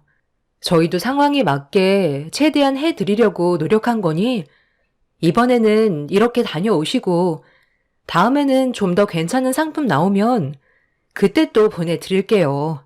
어머님이 크루즈 여행을 다녀오고 싶다고 하셔서 알아보는데도 상당히 많은 시간이 걸렸거든요. 여러 가지 패키지 상품이랑 비교해 봤는데 제일 괜찮은 것 같아 결정한 거니 저 믿고 이번에는 이렇게 다녀오시면 안 될까요? 나는 크루즈 여행 가고 싶다고 했을 때 동남아가 아닌 유럽을 상상했었는데 돈 좀 더 써서 이왕 가는 거 그쪽으로 방향을 바꿔주면 좋을 것 같다. 이번에 다녀오면 또 언제 갈지도 모르는 건데 1인당 200만 원짜리 말고 500만 원짜리로 여행 상품 알아봐주면 좋겠어. 내 지인들 중에 200만 원짜리 크루즈 여행 다녀왔다는 말은 들어본 적도 없다. 갔다 와도 창피해서 자랑도 못하겠어. 그리고 왜 사돈댁이랑 같은 상품인 거야? 적어도 배는 따로 타야지. 서로 어색한 분위기 속에서 제대로 된 여행을 다녀올 수 있을 것 같니? 너는 생각이라는 게 없는 거야? 그리고 우리 집안이랑 너희 집안이랑 격이 다른데 당연히 우리는 좀 더 고가의 여행 상품으로 보내줘야지. 3대 독자 귀한 내 아들 데리고 갔으면 적어도 양심은 있어야지. 하기야 배운 것도 없는 너희 집안이 뭘 알겠어? 빌딩 창문이나 닦는 형편에 200만 원 크루즈 여행 상품 선택하는데도 다리가 후들거렸겠지. 나는 500짜리 이상 여행 아니면 발도 떼지 않을 거니까 무조건 내가 원하는 상품으로 다시 준비해라. 네가 이딴 쓰레기 상품 선택했을 때 내 아들이 얼마나 마음이 안 좋았겠어? 자기 부모 여행 보내주는 건데 네가 분명 뒤에서 입김을 불어넣었겠지. 먹고 살기도 빠듯한데 한꺼번에 큰돈 나가게 생겼으니까 얼마나 아깝게 생각을 했겠어. 안 보내주자니 괜히 욕먹을 것 같고 보내주기에는 큰돈 나가니까 울며 겨자 먹기로 이딴 상품 내민 거 아니야? 아들, 내 말이 맞지? 봐봐. 난감하니까 아무 말도 못하잖아. 당신 왜 말을 못해? 나랑 충분히 상의하고 결정한 거잖아. 그리고 어머님이 처음에 같이 가도 상관없다고 하셨잖아요. 이번 기회에 저희 부모님이랑 좋은 추억 만드는 것도 나쁠 것 같지 않다고 하셔놓고 이제 와서 말 바꾸시면 어떡해요? 벌써 결제까지 다 했기 때문에 취소하는 것도 그러니까 이번에만 다녀오세요. 우리 부모님께서 싫다고 하시잖아. 그래서 내가 뭐라고 그랬어? 좀 더 돈 써서 괜찮은 상품 골라서 보내드리자고 했는데 당신이 돈 나갈 때 많다고? 지금 보내드리는 것도 정말 어렵게 선택한 거라며. 돈은 있다가도 없는 거지. 어쩌다가 한번 보내드리는 건데 꼭 그렇게 돈을 아껴야만 되겠어? 정말 어이가 없었습니다. 여행 상품 고를 때 본인이 먼저 가성비가 괜찮은 상품 같다고 저에게 보여줬었으면서 시부모님께서 불만을 털어놓으시니까 그제서야 말 바꾸는 남편의 태도에 너무 화가 났었어요. 저희가 알아서 선택하면 군말 없이 가겠다고 하셔놓고 온갖 불평은 다 하시면서 저에게 상처까지 주시는 시모의 행동이 제 입을 다물게 만들었습니다.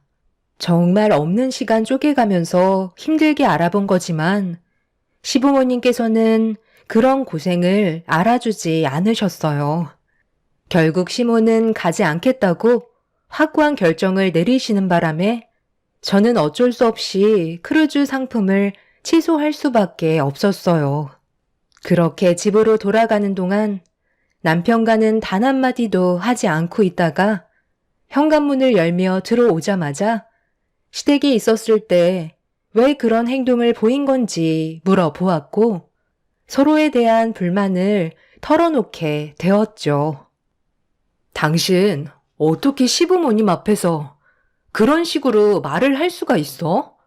내가 몇 날 며칠 고생한 거 단 한마디도 꺼내지 않고 되레 나를 안 좋은 쪽으로 몰아가더라. 맞는 말 한 것뿐인데 뭐가 문제라는 거야? 내가 당신한테 처음에는 그 상품을 보여주긴 했었지만 여러 가지로 좋은 여행 상품들이 많았었잖아. 그래서 나는 이왕 돈 나가는 거 좀 더 쓰라고 했던 건데 네가 여유가 없다고 이걸로 결정한 거잖아. 내 말을 무시했는데 기분이 좋겠냐고. 우리 아버지랑 장인어른께서 비슷한 연배시라 한 번에 갈 때 같이 여행 보내드리는 것까지는 어느 정도 이해는 하지만 적어도 원하시는 여행을 보내드려야 하지 않겠소? 전부 다 내가 결정한 거야? 시부모님께서 치르는 거 한꺼번에 하는 게 좋을 것 같다고 먼저 얘기 꺼내신 거고, 그리고 그 상품도 당신이 먼저 얘기한 거잖아. 나는 원하는 대로 결정해 준 것 뿐인데 왜 다들 나한테 뭐라고 하는 건데? 나는 뭐 이런 거 준비하고 싶은 줄 알아? 해야 될 일도 많은데 당신이 도와준 건 하나도 없었잖아. 그냥 이거 괜찮은 것 같다며 툭 던져놓고 그 뒤로는 나 몰라라 있으면서 욕은 내가 다 얻어먹어야 되는 거야? 어차피 여행 상품 취소했으니까 알아서 가시라고 그래. 칠순기념 이런 걸 왜 챙겨야 하는 거야? 요즘 시대에 하나부터 열까지 챙기는 사람이 어디 있어? 그리고 어머님이 우리 집안 보고 뭐라고 했는지 당신도 들었지? 빌딩 창문 닦는 우리 집안이 뭐 어때서? 여태껏 그거 하나로 잘 먹고 잘 살아왔었다고. 그러는 당신 집안은 얼마나 대단한데? 남편은 틀린 말 한 것도 아닌데 왜 열을 내냐며 제 속을 더욱더 긁어댔어요. 화가 머리끝까지 올라와 버린 이유는 남편과 시부모님께서 저를 무시하는 것보다 저희 집안 자체를 무시하는 것 같아 그게 너무 화가 치밀어 올랐습니다. 저와 남편이 늦은 저녁 목소리 높여 화를 내자 아이들까지 울음을 터뜨렸고 좀처럼 사그라들지 않는 분위기로 인해 각방까지 쓰고 말았죠. 남편이 현재 집안 사정을 모르는 건 아니었어요. 몇 달 전에 무리하게 대출까지 당겨서 좀 더 넓은 집으로 이사를 오는 바람에 많이 부족한 상태인데도 남편은 돈이야 또 벌면 된다고 통장에 잔고가 하나도 없는 걸 알면서도 무리하게 강행하길 원했었죠. 칠순을 축하드리기 위해 신경 써드리는 걸 싫어하는 게 아니라 조금 더 여유가 있을 때 제대로 원하시는 걸 해드리려 했었는데 하루 이틀 미루다 보면 팔순돼서 걷는 것도 힘들 때 여행 갈 것 같다며 계속해서 재촉을 하셨습니다. 결국 그런 상황 속에 없는 형편에 맞춰 신경 써 드렸는데 돌아오는 건 욕밖에 없어서 상처받은 마음이 쉽게 회복이 되지는 않았어요. 결국 이런 분위기는 장기전으로 가게 되면서 시부모님의 불만도 더욱더 커지게 되었죠. 제가 아무것도 하지 않고 가만히 있자 시부모님은 저희 집으로 직접 찾아오셨어요.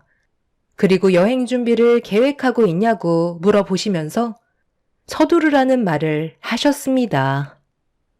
지금 돈이 없어서 원하시는 여행 상품 맞춰드리기 힘들 것 같아요. 저희 부모님께선 어제 출발하신 거 아시죠? 부모님은 정말 만족해 하시던데 어머님은 더 비싼 여행 상품을 원하시니 가시려면 그만큼 기다리셔야죠. 그리고 저희 부모님 여행 가신 건 제 사비로 해결한 거니 어머님께서도 가시고 싶으시면 그이한테 부탁하시면 될 것 같아요. 대기업에 다니고 있으니까 원하시는 여행 충분히 맞춰드릴 수 있지 않겠어요? 저희는 어머님 집안과 차이가 너무 많이 나서 만족시켜드리질 못하는데 어쩌겠어요. 원하시는 답변 드리지 못해서 죄송해요. 제가 할 수 있는 건 이게 최선인 것 같아요. 저는 아이들 데리고 오늘 밖에 잠시 외출해야 하거든요. 볼일 끝나신 거죠? 그이한테 전화하셔서 따로 저녁 드시던지 하세요. 너 지금 말 다 했니? 내가 좋게 얘기하니까 아주 우스운 거지? 맨발로 쫓겨나야 정신 차릴래? 보잘것없는 집안 받아줬더니 감사한 줄은 모르고 어디서 고개 빳빳이 들면서 대들어. 이러니까 형편없는 집안과는 엮이고 싶지 않았던 거다. 내 아들도 지금쯤 너랑 결혼한 걸 아주 후회하고 있겠지. 그래서 지금 각방 쓰고 있어요. 저도 그이랑 결혼한 거 후회하고 있는 중이에요. 곧 있으면 그이 오니까 저는 아이들 데리고 먼저 나가 보겠습니다. 제가 아이들을 데리고 나가려고 하자 시모가 화를 내는 게 아닌 시부가 버럭 소리를 지르시면서 목소리를 높이셨어요.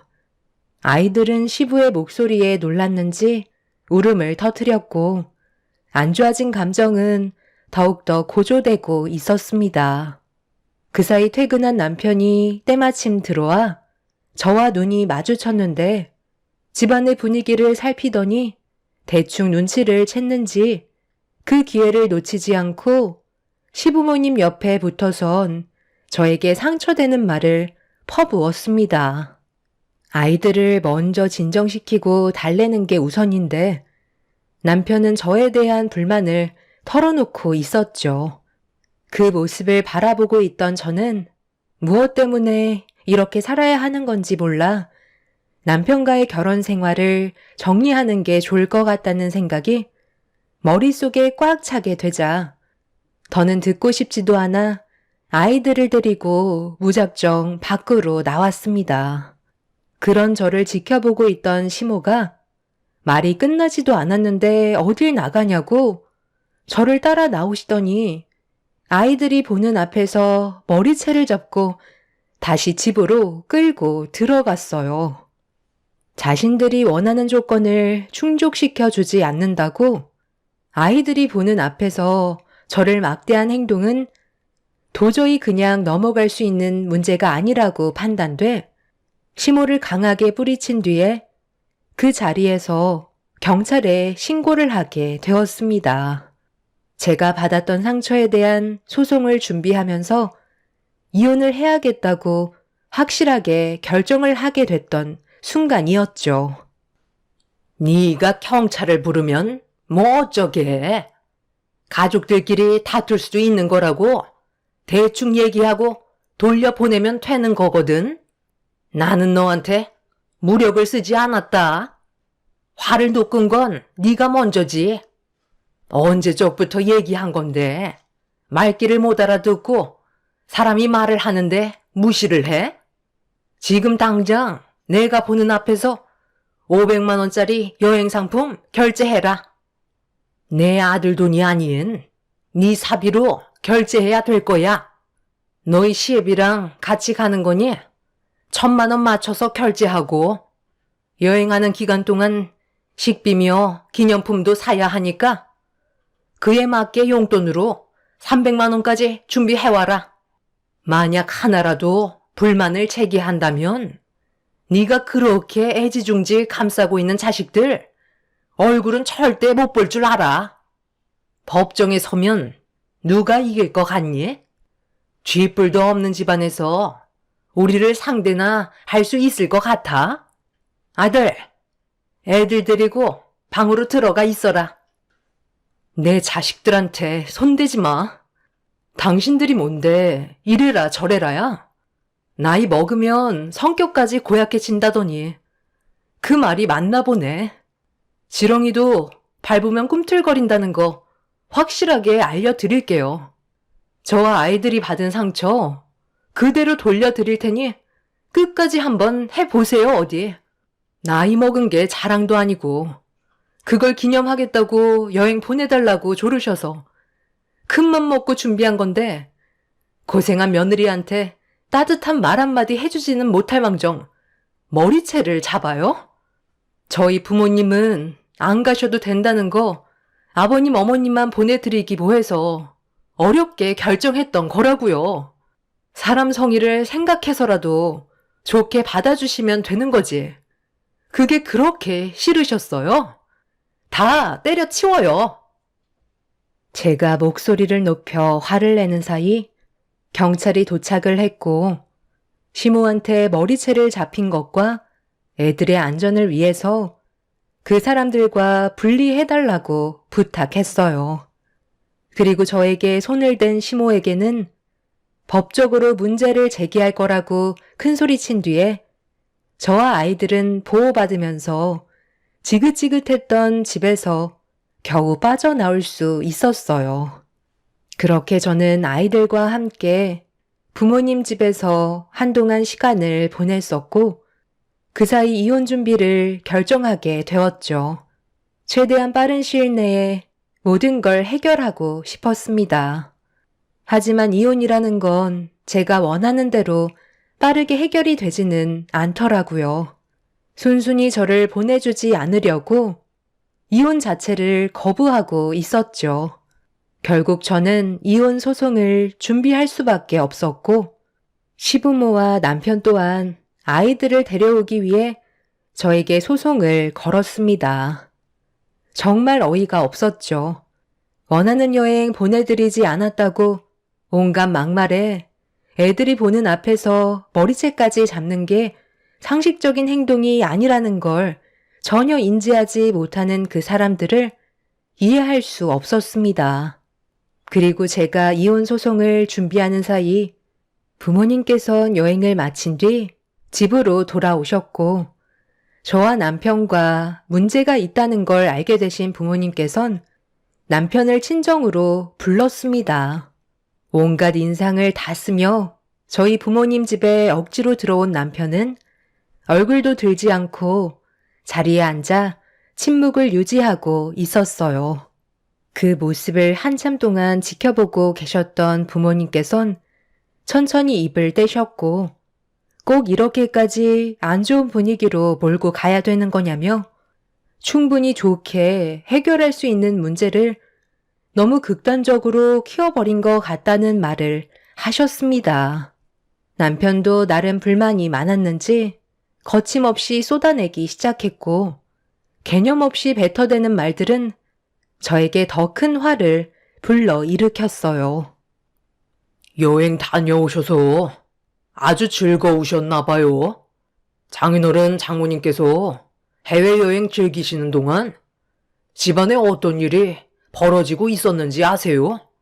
이번 여행은 저희 부모님이 먼저 제안을 하신 건데 정작 두 분한테만 좋은 일 하게 된 것 같아 저도 기분이 상당히 안 좋습니다.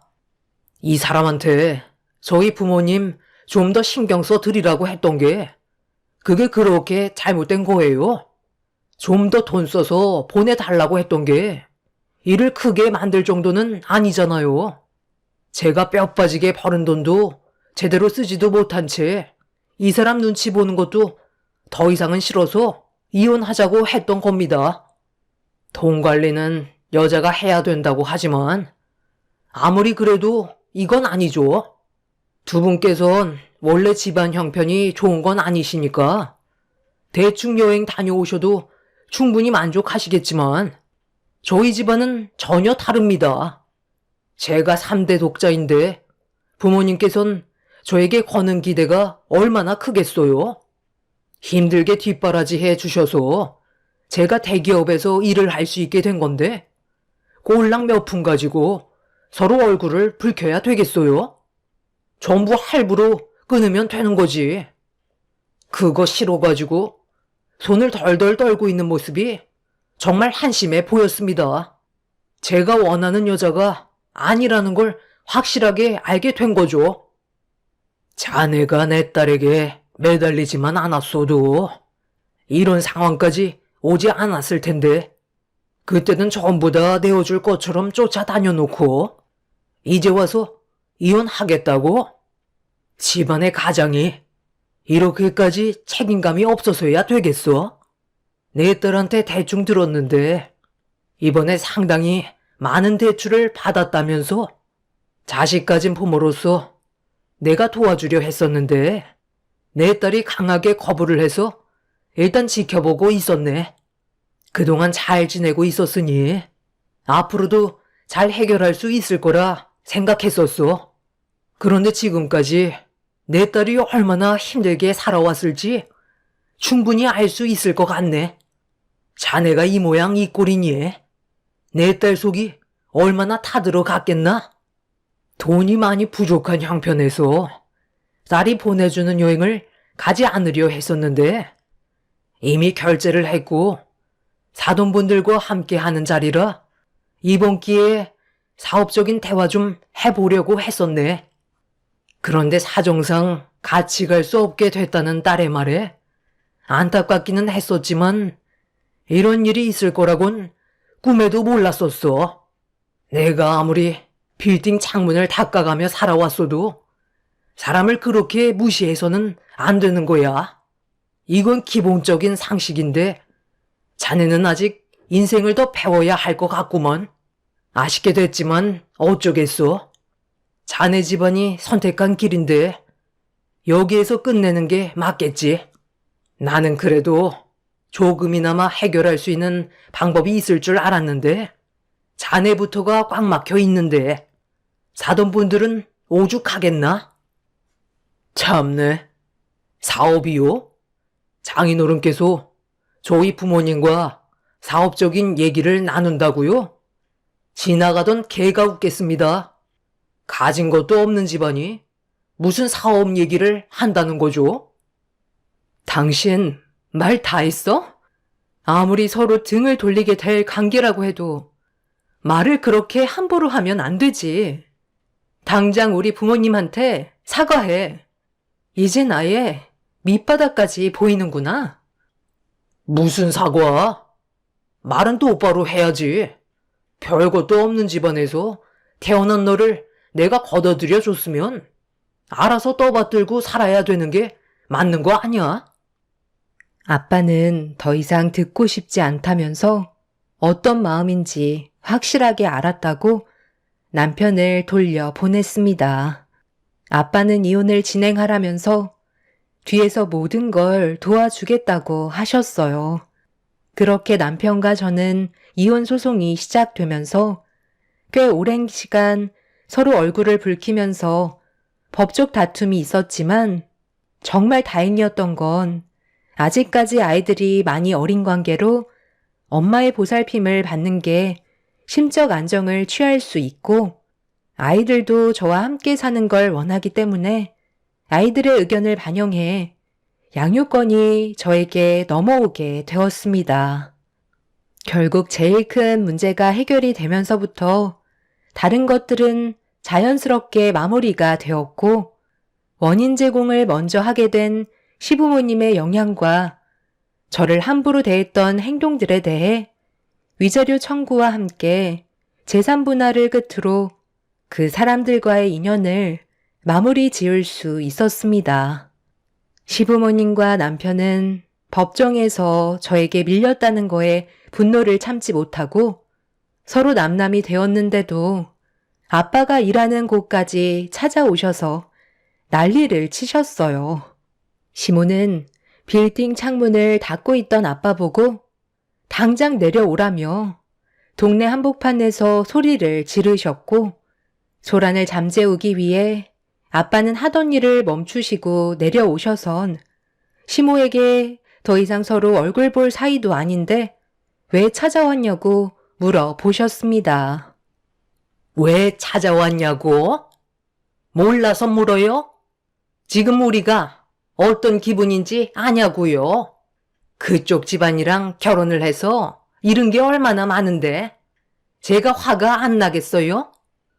서로 웃으면서 좋게 해결할 수 있는 문제였는데 이를 키운 건 그쪽 아니에요? 저는 오늘 상당히 많이 바쁜 상태라 상대할 시간 없으니 그만 돌아가 주시죠. 그 사람이랑 이혼했고 법적으로 모든 게 해결된 마당에 이런 식으로 행동하시는 건 좋은 모습이 아닌 것 같은데요. 이제 좀 그만하셨으면 좋겠어요. 이 모든 원흉이 다 너 때문인 거 모르니? 군말 하지 않고 여행 보내줬다면 내가 이렇게까지 나왔겠어? 지금 우리가 얼마나 많은 피해를 받았는지 알아? 예, 저런 사람 그만 상대하고 아빠 간판다는 것 좀 봐줘라. 기사님들이 달아주겠다는 거 처음 얻게 된 빌딩이라서 그런지 아빠가 직접 하신다더라. 시모는 흥분한 상태에서 아빠가 작업자분들과 건물 간판 다는 모습을 쳐다보시더니 간판의 이름을 확인하신 뒤 놀란 얼굴로 저에게 빌딩의 소유주에 대해 물어보셨어요. 별로 대답해 주고 싶지 않아 입을 다물고 있는데 옆에서 엄마가 그동안 열심히 일해서 벌어모은 돈과 대출을 받아 꼬마 빌딩 하나 인수했다며 자랑을 하셨습니다. 시모는 대산 빌딩이라는 간판이 걸리는 걸 보곤 당황하시면서 말까지 더듬으셨어요. 가진 것도 없는 집안이 돈을 얼마나 벌었길래 꼬마 빌딩을 인수할 수 있냐고 물어보셨지만 시모에게 모든 걸 세세하게 설명할 필요는 없다고 생각하셨는지 더는 물어보시는 질문에 답을 하지 않으셨죠. 간판을 달고 저희 곁으로 돌아오신 아빠는 흐뭇해하시는 얼굴로 한참 동안 꼬마 빌딩을 바라보시더니 고개를 돌려 시모에게 한마디 하셨습니다. 저번에 말씀드렸지만 장사를 하고 싶다고 하셨다길래 이번에 제가 빌딩을 인수하게 되면 월세 안 받고 무상으로 상가 하나 내어드리려 했었는데 일이 이렇게 틀어져 버렸네요. 크루즈 여행을 저희와 같이 가겠다고 하셔서 그때 대화 좀 나누려 했었는데 일이 이렇게 됐으니 어쩌겠어요. 제 딸 잘 좀 봐달라고 저희도 최대한 많은 것들을 생각하고 있었지만 그쪽 식구들은 눈앞에 보이는 것들에만 불만만 가지고 최악의 상황까지 끌어올리셨으니 그에 따른 손해는 당연하다고 생각합니다. 이번 일을 계기로 앞으로는 마음 씀씀이를 좋게 가지셨으면 좋겠네요. 저희 가족은 오늘 기념적인 날이라 먼저 돌아가겠습니다. 저기 사돈어른, 잠깐만요. 상황은 언제든지 뒤집을 수 있는 거라고요. 전후 사정을 저희가 몰랐었기 때문에 이런 일이 생긴 거죠. 알았으면 이렇게 나왔겠어요. 아직 며느리랑 우리 아들 숙녀기가 남아 있으니 조금 더 시간을 가지고 생각할 시간을 가지면 안 될까요?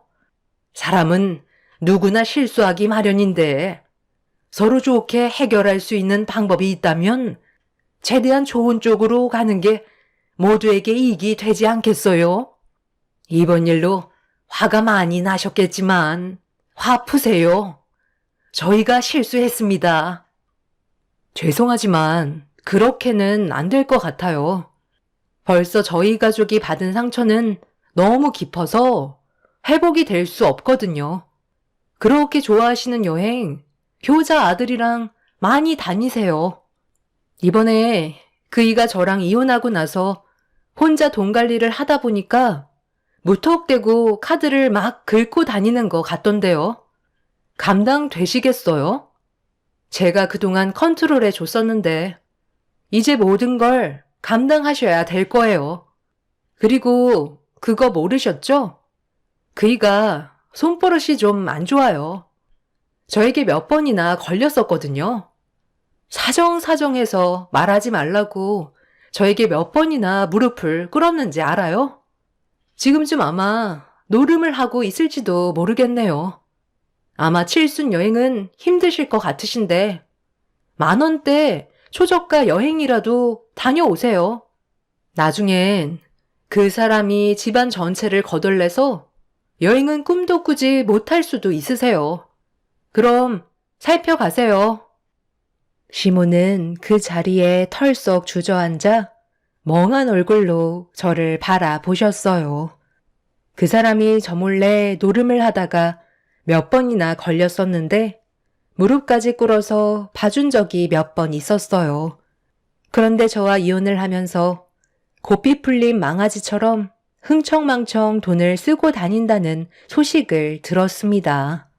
그동안 정말 힘들었던 날들이 많았는데 이번 일로 인해 전부 다 해결돼서 마음이 후련합니다. 그 사람들이 저를 놓친 거에 대해 평생 후회했으면 좋겠어요. 사람은 겉으로 드러나는 모습만 보고 판단하면 안 된다는 걸 깨달으셨길 바랄 뿐입니다. 앞으로 저희 가족이 새롭게 시작하는 첫 발걸음에 축복이 함께 했으면 좋겠어요. 제 사연을 들어주신 여러분들의 삶에도 언제나 축복이 함께 하시길 바랍니다. 감사합니다.